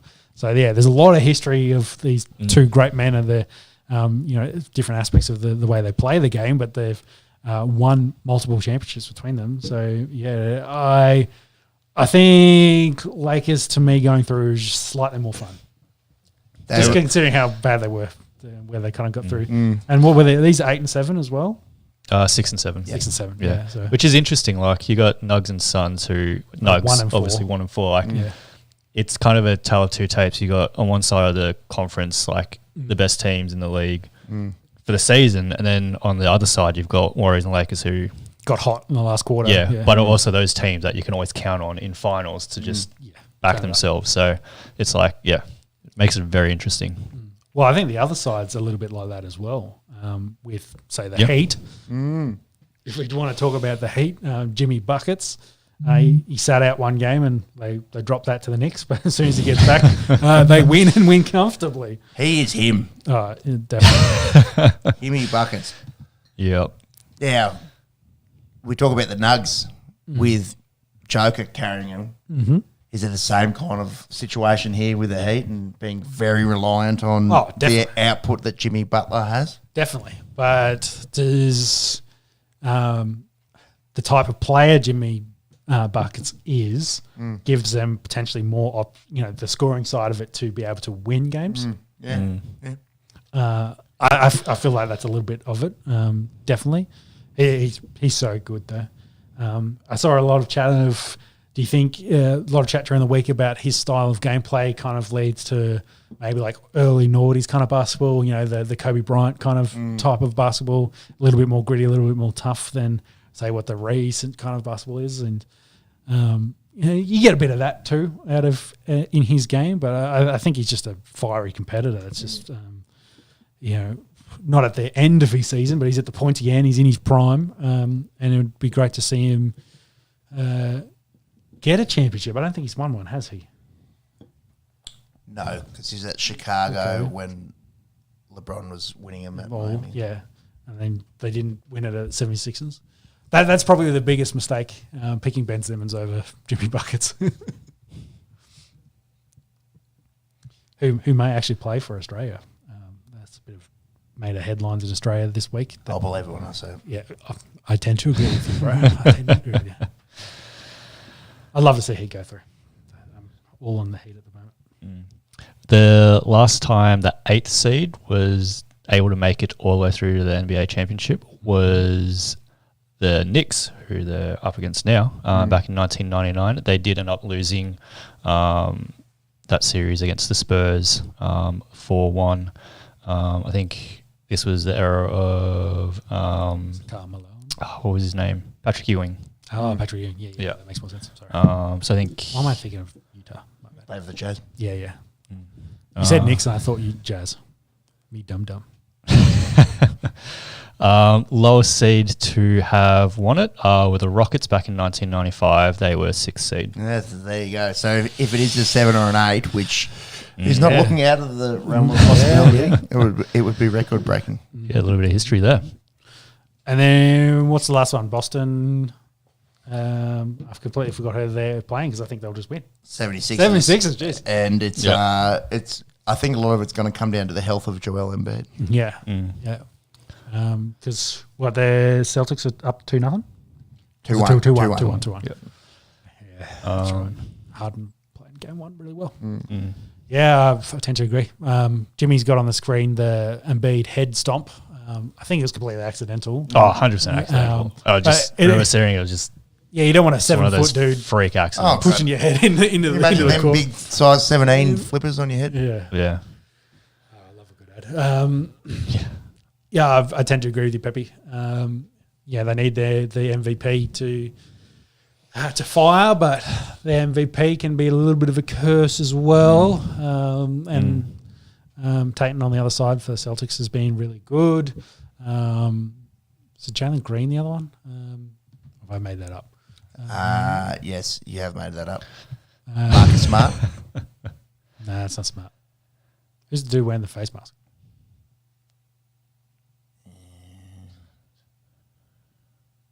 Brown. Jalen Brown. Isn't that what I said? You said Jalen Green. Damn it. I knew it was a colour. I was close. I was like, his last name's in colour. Anyway, my bad. Brown's been good. Ooh, that's a big hit. I just think Celtics may be slightly a bit better as a complete kind of team. Agreed. And 76ers, a little bit too reliant on Embiid, and Harden kind of plays a little bit second fiddle when he's on the court.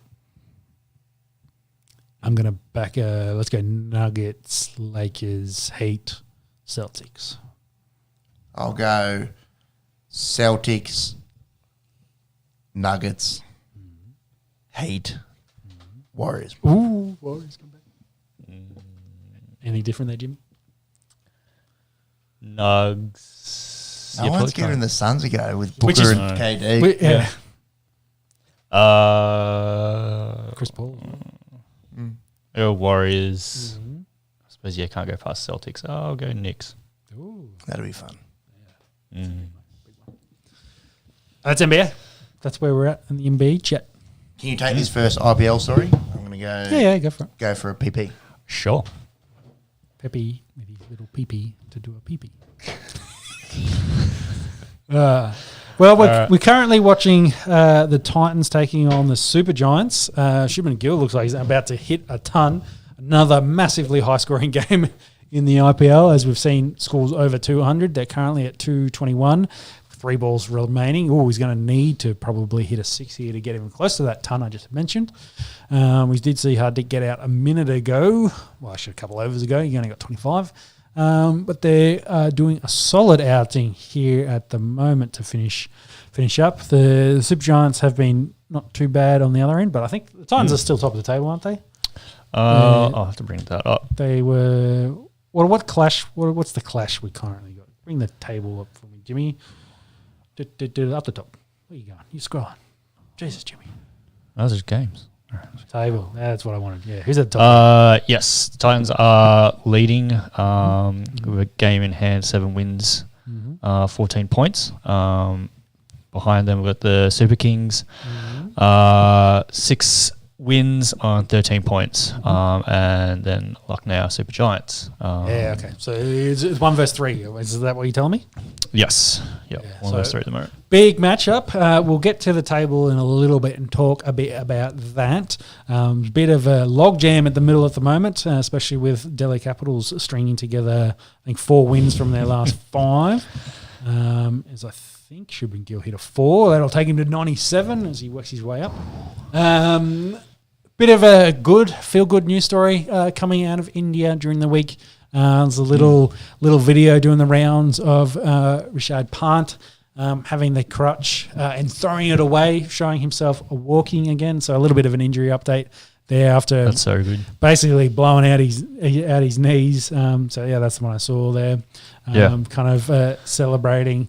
He's on his way. He's starting to recover, which is great to see after that massive car accident. So that's, I think, one of the better stories out of the IPL this week. Oh, he's not even facing. He took a single. Bump out.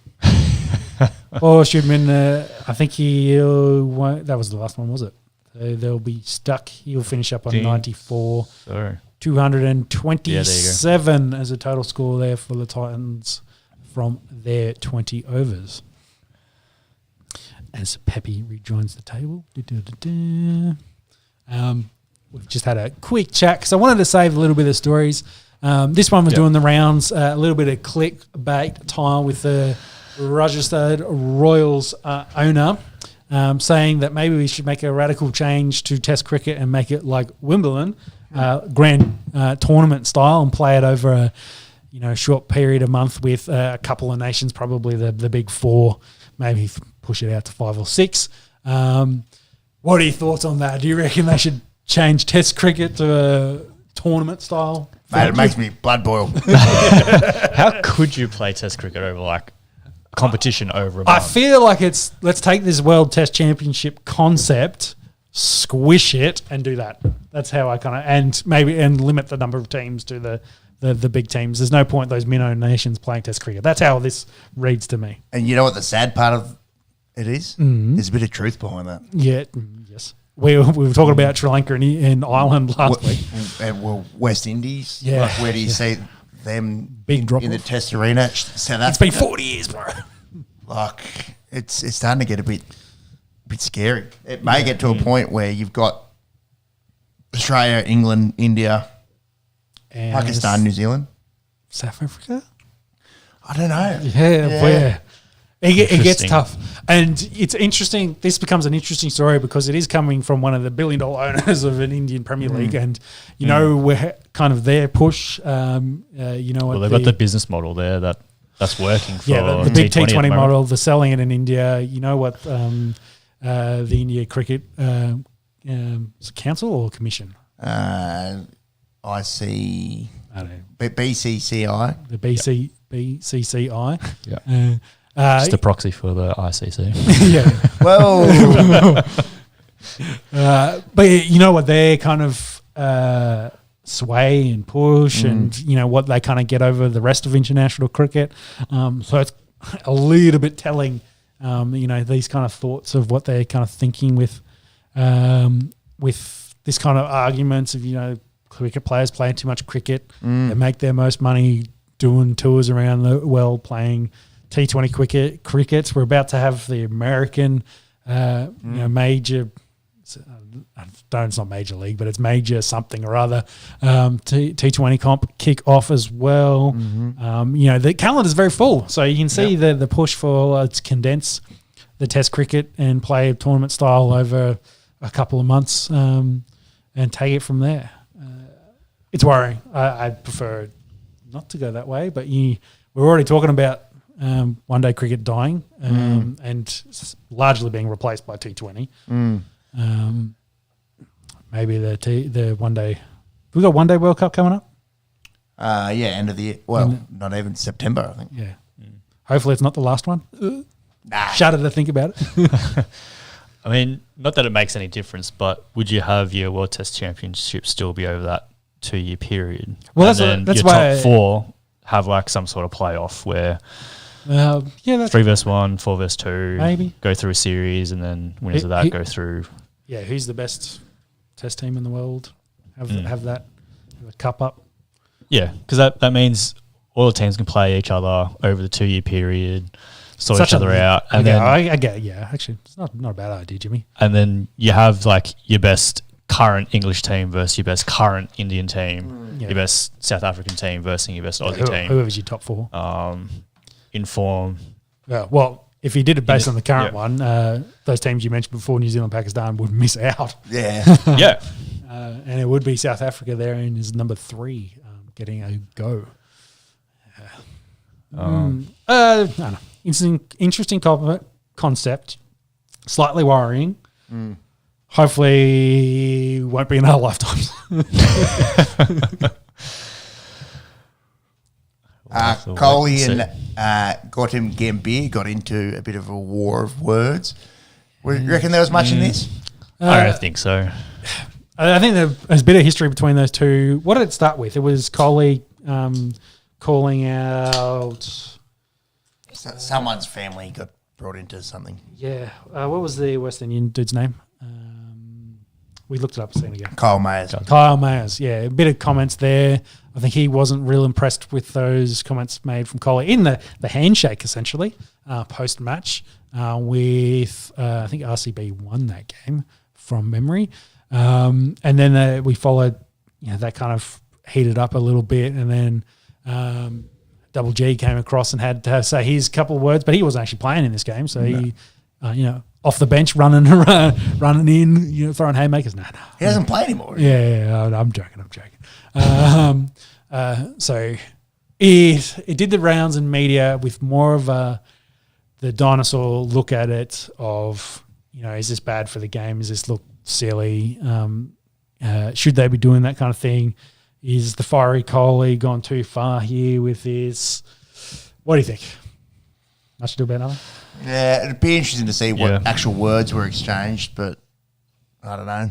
To me, it seemed like there wasn't that much in it. Yeah, probably a bunch of fuck you, fuck you, fuck you, mate, fuck you, fuck you. Yeah, a bit like that. Hit our swearing quota in the last. Yeah, well, we're 2 hours deep, so it's all right. That's it. I think probably not much to talk about there out of that. Visuals not great, but either way, it's Kohli's going to Kohli. He's a fiery competitor, isn't he? Mm-hmm. Table. Table. We mentioned before Titans, so one versing 3 currently at the moment. The Super Giants will have some work to do chasing 227, another high scoring one. Delhi Caps, probably the most impressive in the last over the last 5 matches, winning four out of the of last theirs. 5. Yeah. Matching, I guess, what the Titans have done in that same period. Very log jammed, I think, is probably the main thing. Close, isn't it? Sunrisers have kind of dropped off and now at the bottom there, but 9 through to 4th is only separated by a win, 2 points. So very close there. The Titans probably safe. I think they'll finish in the top 4. You'd think now, having won 7 over 50% needed. So that's 7 of the games. Well, 7 of the total games played, they've already won. So, what do you think with the rest of them? Super Kings, It's wide open, isn't it? Really, the Royals, Titans and Super Kings. You'd think should have done enough, and then from 3 to 9, there's not much in it. Yeah. Delhi's of course got another win yesterday, I think it was. Give us a look at the scorers. Still faff, isn't it? Stats-wise. Yeah, Faf still at the top there. Conway chasing that down very quickly. And Shudman Gill, that won't include his 93 he just scored. Yeah, well, that's true. So actually, as it stands, I think it's Gill. Yeah, Gill will probably go to the top, but would have 2 games then on Faf. Correct. On that one. Followed by Kohli in 5th. Give us the top 10, Jimmy. Guckward. Warner still there. He's his average still is probably the issue there. His strike rate's up a little bit, but still only averaging 33. Singh there at 8. Kyle Mayers is there at 9, which is not too bad. How good's looking over you? And then Aya there at 10. And a lot of chat about David Warner being slow. What about Josh Butler there? Still averaging under 30 as well. Yeah, but he's striking at 139. Yeah, he's throwing it around. Just been a little bit unlucky, maybe. He has slid down that order a little bit from a couple of weeks ago. What about Pebble? Yeah, I just want to go back up to the top. This Jaiswal? 21 years old, and absolutely smashing it in the IPL. 442, averaging 44, striking at 158, if you don't mind. Yeah. Great, another Indian kid that's really good at white ball cricket. That's it. Heading over to the bowlers.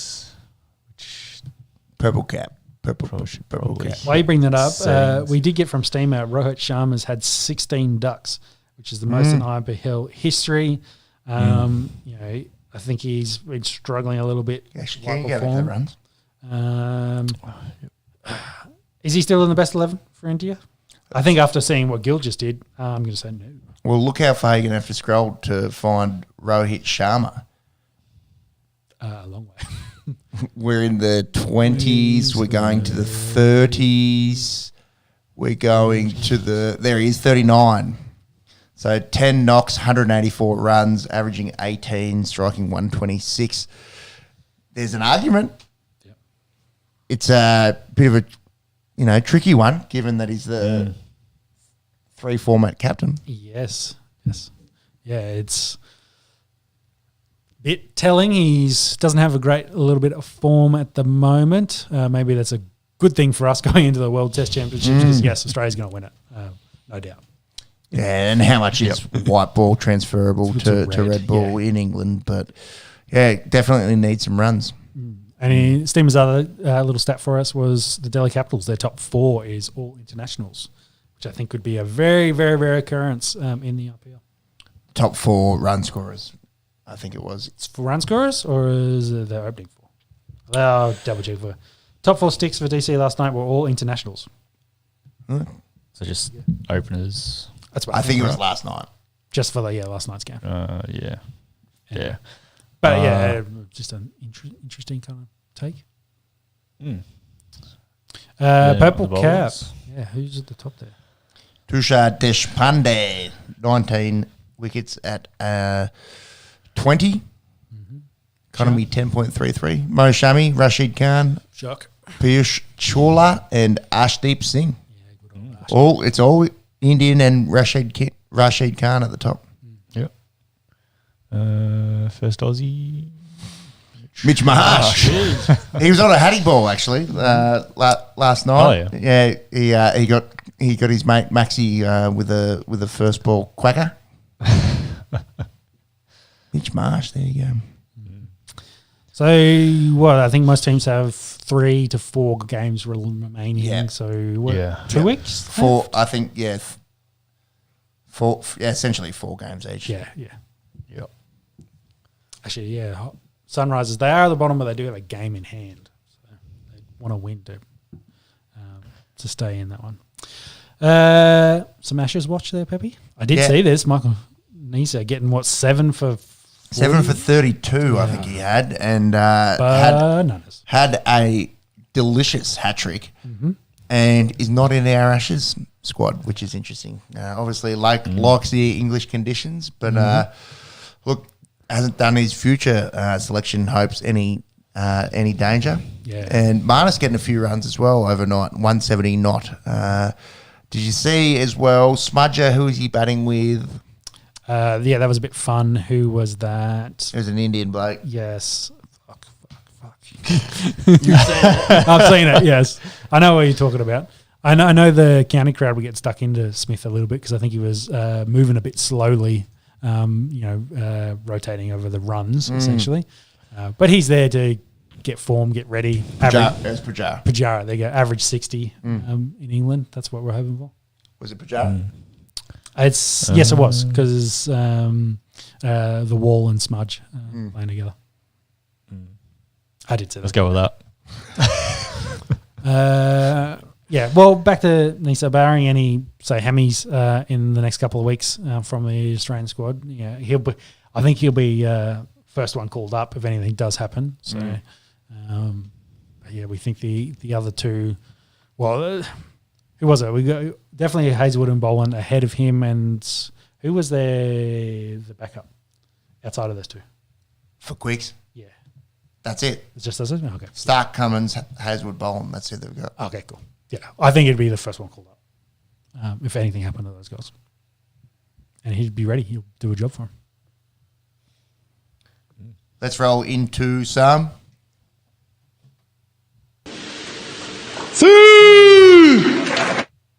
EPL boys, looks like City are pretty much home. Let's run through the week that was. Chelsea, it's weird seeing them win. They snapped their They need to win. 9-game winless streak with their 3-1 win over Bournemouth. And City, I suppose all the talking points around Erling Haaland. He's got the outright record for most goals in an EPL season with 35. He did equal last week, so last pod against Fulham with 34. Andy Cole and Alan Shearer, they were in the era of 42 games in a season. So Haaland's done it with time to spare and with 4 less games in the season total. This was interesting overnight. So Ilkay Gundogan, he scored a brace in this one, got his first 2 goals in the first 27 minutes. And normally Haaland takes the pens, but he very kindly said to Gundogan, you take the pen, and Ilkay hit the right post. Pep Guardiola blowing up. You could see him yelling, you have to take it, you have to take it. And then post-match he was talking about Haaland being too nice and that Gundogan should never have even had that opportunity, which was interesting. Now, City, all bar some kind of capitulation, have pretty much wrapped it up now. It'll be interesting to see what happens in tonight's game between Newcastle and Arsenal. Arsenal, mathematically, it's not must win, but essentially it's must win. And United as well, they play West Ham overnight and dropped 3 points against Brighton during the week. Spurs have fell out a little bit too. They were 5th, I think they're 6th at the moment. If you want to bring up the table. I was just trying to confirm Manchester City. Would this be a 3-peat for them? 2. I think it's 2 and then Liverpool. Because I've got here they won 2021. So 2020 to 2021 season. They won the 2021 to 22 season. If they win this one, is that 20? Maybe, I'll go for 3. Yeah, I think it's a 3-peat. because they didn't win the 19 to 20 season, but they won the 2018 to 19 season and the 2017-18 season. So they'll win. It's a fuckload. They'll win 5 of the last 6. If I've done my math right. Is it 5 or 6? Yeah, I think it's 5 or 6. It's not really clear on the Wikipedia how that kind of works out, but I feel like that's the numbers. Maybe actually this will help. Champions. Yeah. The 17-18 season, 18-19 season, the 20-21 season, and the 21-22 season. So they didn't win the 19 to 20 season. So that's 4 of 5. And this year will be 5 of 6. Yeah. And a 3-peat. Crazy.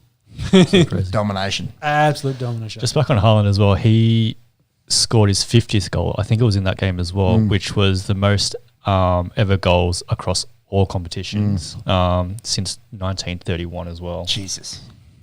So, yeah, that's probably even just as historic, I guess. Too good. Yeah. The Viking.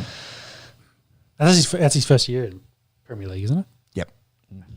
Crazy. Bloody City. So what I was saying before, Liverpool, I think, have jumped up and taken over the Hotspurs from that 5th spot at the moment.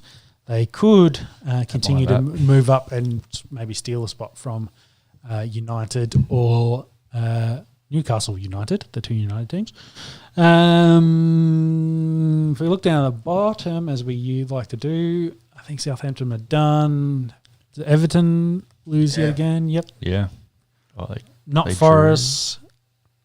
It's pretty close there with Everton, not Forest. Leeds and Leicester City. Still, that really hasn't changed since we looked at it last week. There hasn't been any movement to any of those teams, but still with not Forest, Everton and Southampton being regulated. So a few of those teams sitting on the cusp. So Leicester City, They play Fulham, yep. Yep. They play Leeds. Leeds plays Newcastle. Yeah, that's not good. That's not Forest. There it is. That'll be a big one. Southampton, so That'll be huge. Say Forest win that. that's big for them, yeah. Yeah, because it'll put the other 2 above them in firing range. And who do Everton have? Right. Yeah, Right. Brighton. Who are good. Yeah, who've been good this year. A-League's in the semis, I saw. yeah. Really? Yeah. Getting some good crowds. They always pull crowds. They just don't get viewership. I think is the issue. Having a few. They're not on KO anymore, are they? They've off Fox. They're a Stan, aren't they? Yeah, that's something. Again, Them and rugby. What the fuck, bro? Yeah. I think it's a silly kind of decision. I don't think A-League would grow leaps and bounds if it was on something where it was a lot easier for everyone to watch. Because especially with, say, all the big headlines in the other major football codes in this country, if you're appealing to the mums and dads, it's definitely one that a lot of young kids can get into and play and potentially progress. Try to make the A-League a little bit more competitive. It's probably not going to happen in the next 2 to 3 decades, but make it more competitive so all the good talent just doesn't disappear over to Europe. Speaking of progression, Adelaide United and Sydney FC through. Who they get? Melbourne City and Central Coast. Yep. Got nothing more on that. Thank you for that insight, Jimmy. I don't think we need to talk NFL. Nothing's happened this week. Randall Cobb's gone to join Aaron Rodgers in New York. That's been about it. New York Packers. Yeah, the New York Packers. Maybe update your jersey behind you. Just get rid of the Jets bit and just be New York Pack. Yeah. So I guess we're going to the final round. Jimmy, if you want to hit the button for us. And there was 2 massive fighting events today, and we'll start with UFC 288. We had Henry Cejudo taking on Aljamain Sterling in this one. What did you boys think? What did you think of the result out of this one? The winner was correct. Do you think so? Yeah. I was Really? in the other side. I thought Henry had done enough.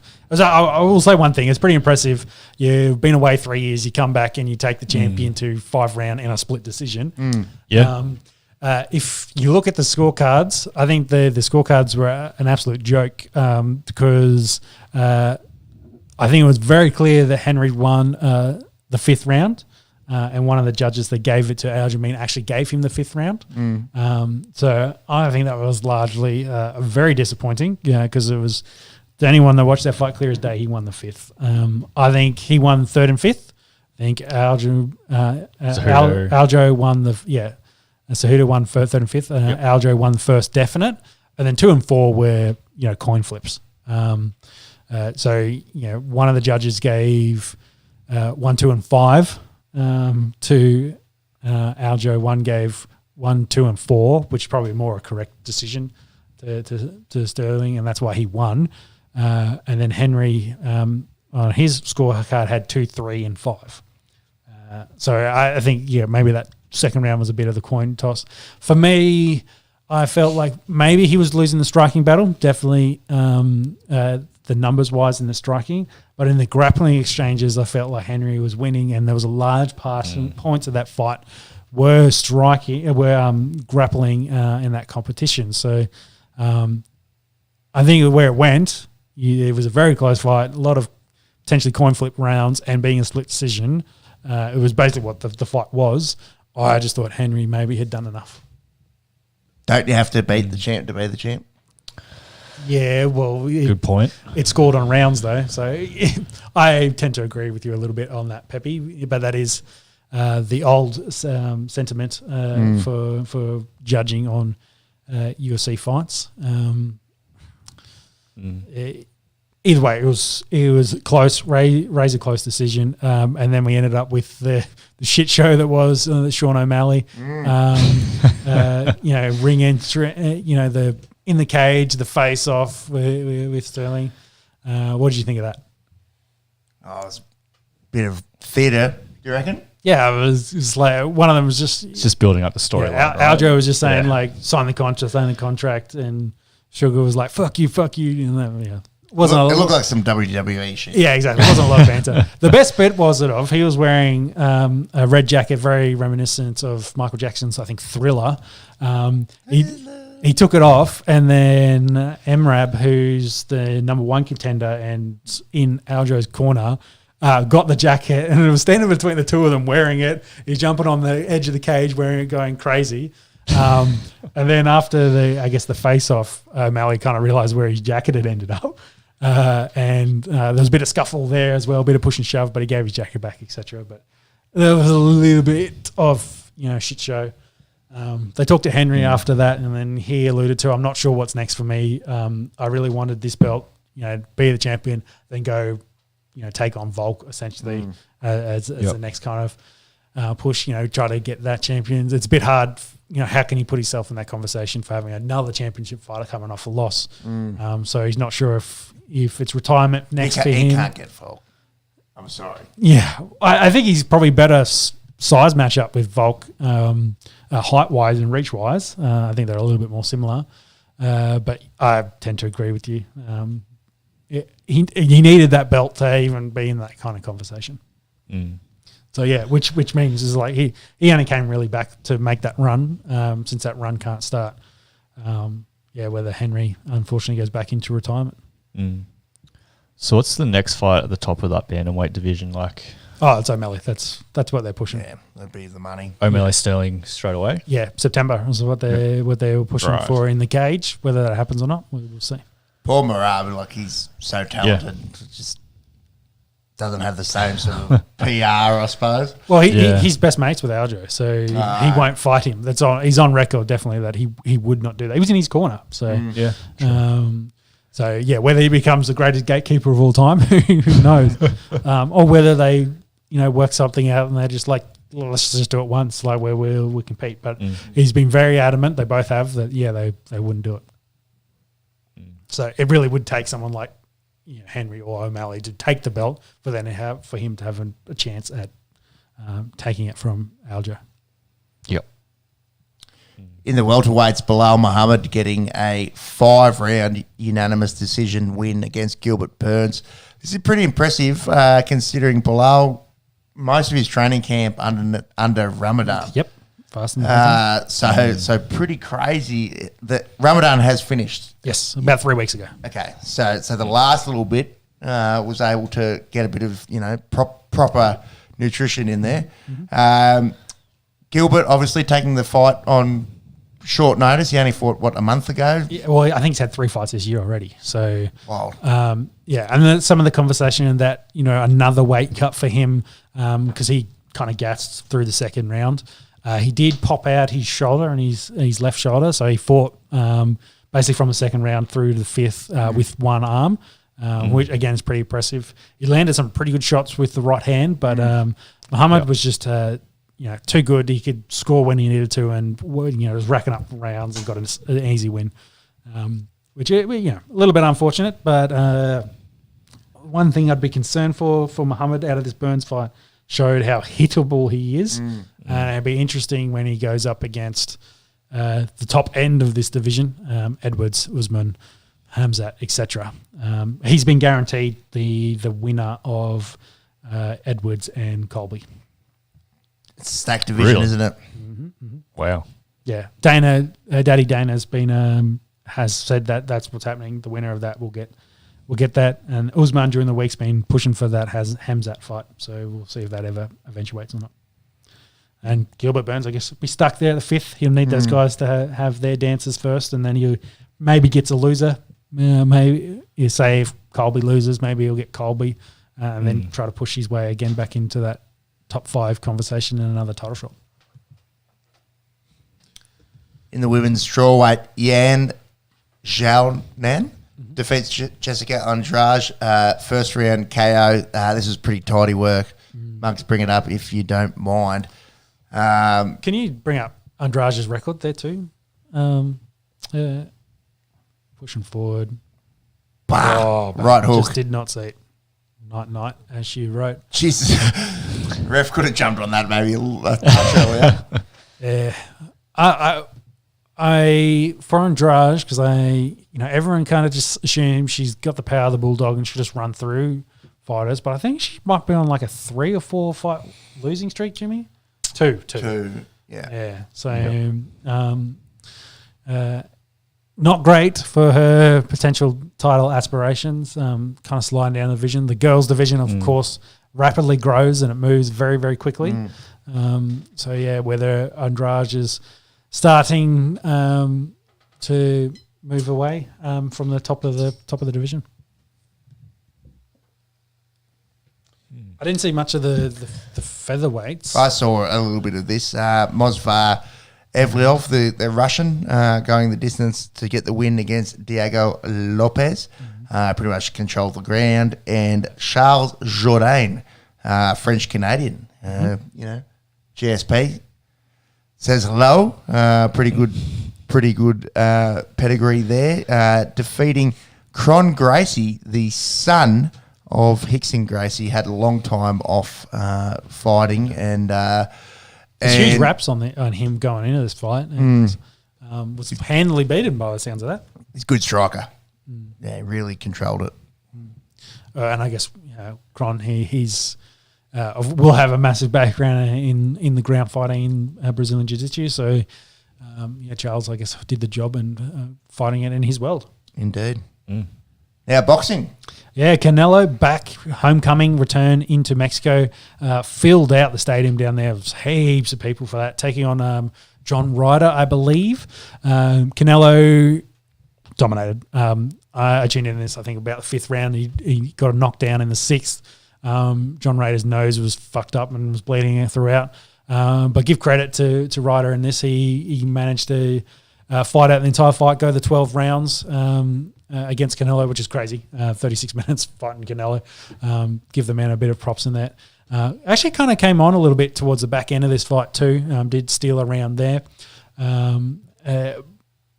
But overall, Canelo just controlled it. Didn't get the statement knockout he wanted, but he continues his winning ways. I think it came out a couple of days ago.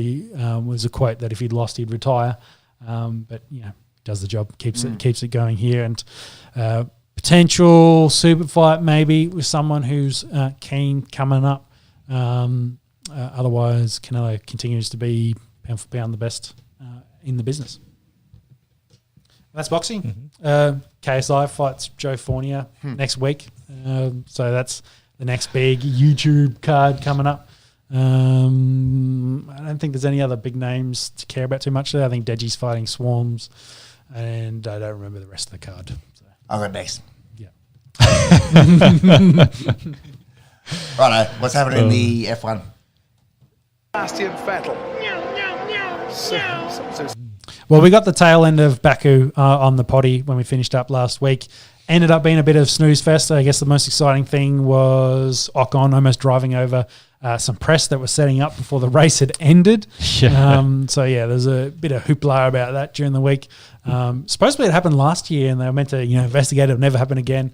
And then it happened again. In almost the exact same fashion, a guy that didn't pit the entire race and had to pit on the second last lap to get tyres to meet the mandatory tyre change rule they have in F1. That was about it. Otherwise, Perez got the win.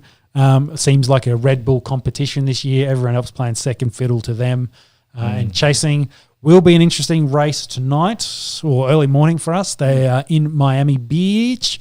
We had Leclerc crashed out in free practice and qualifying.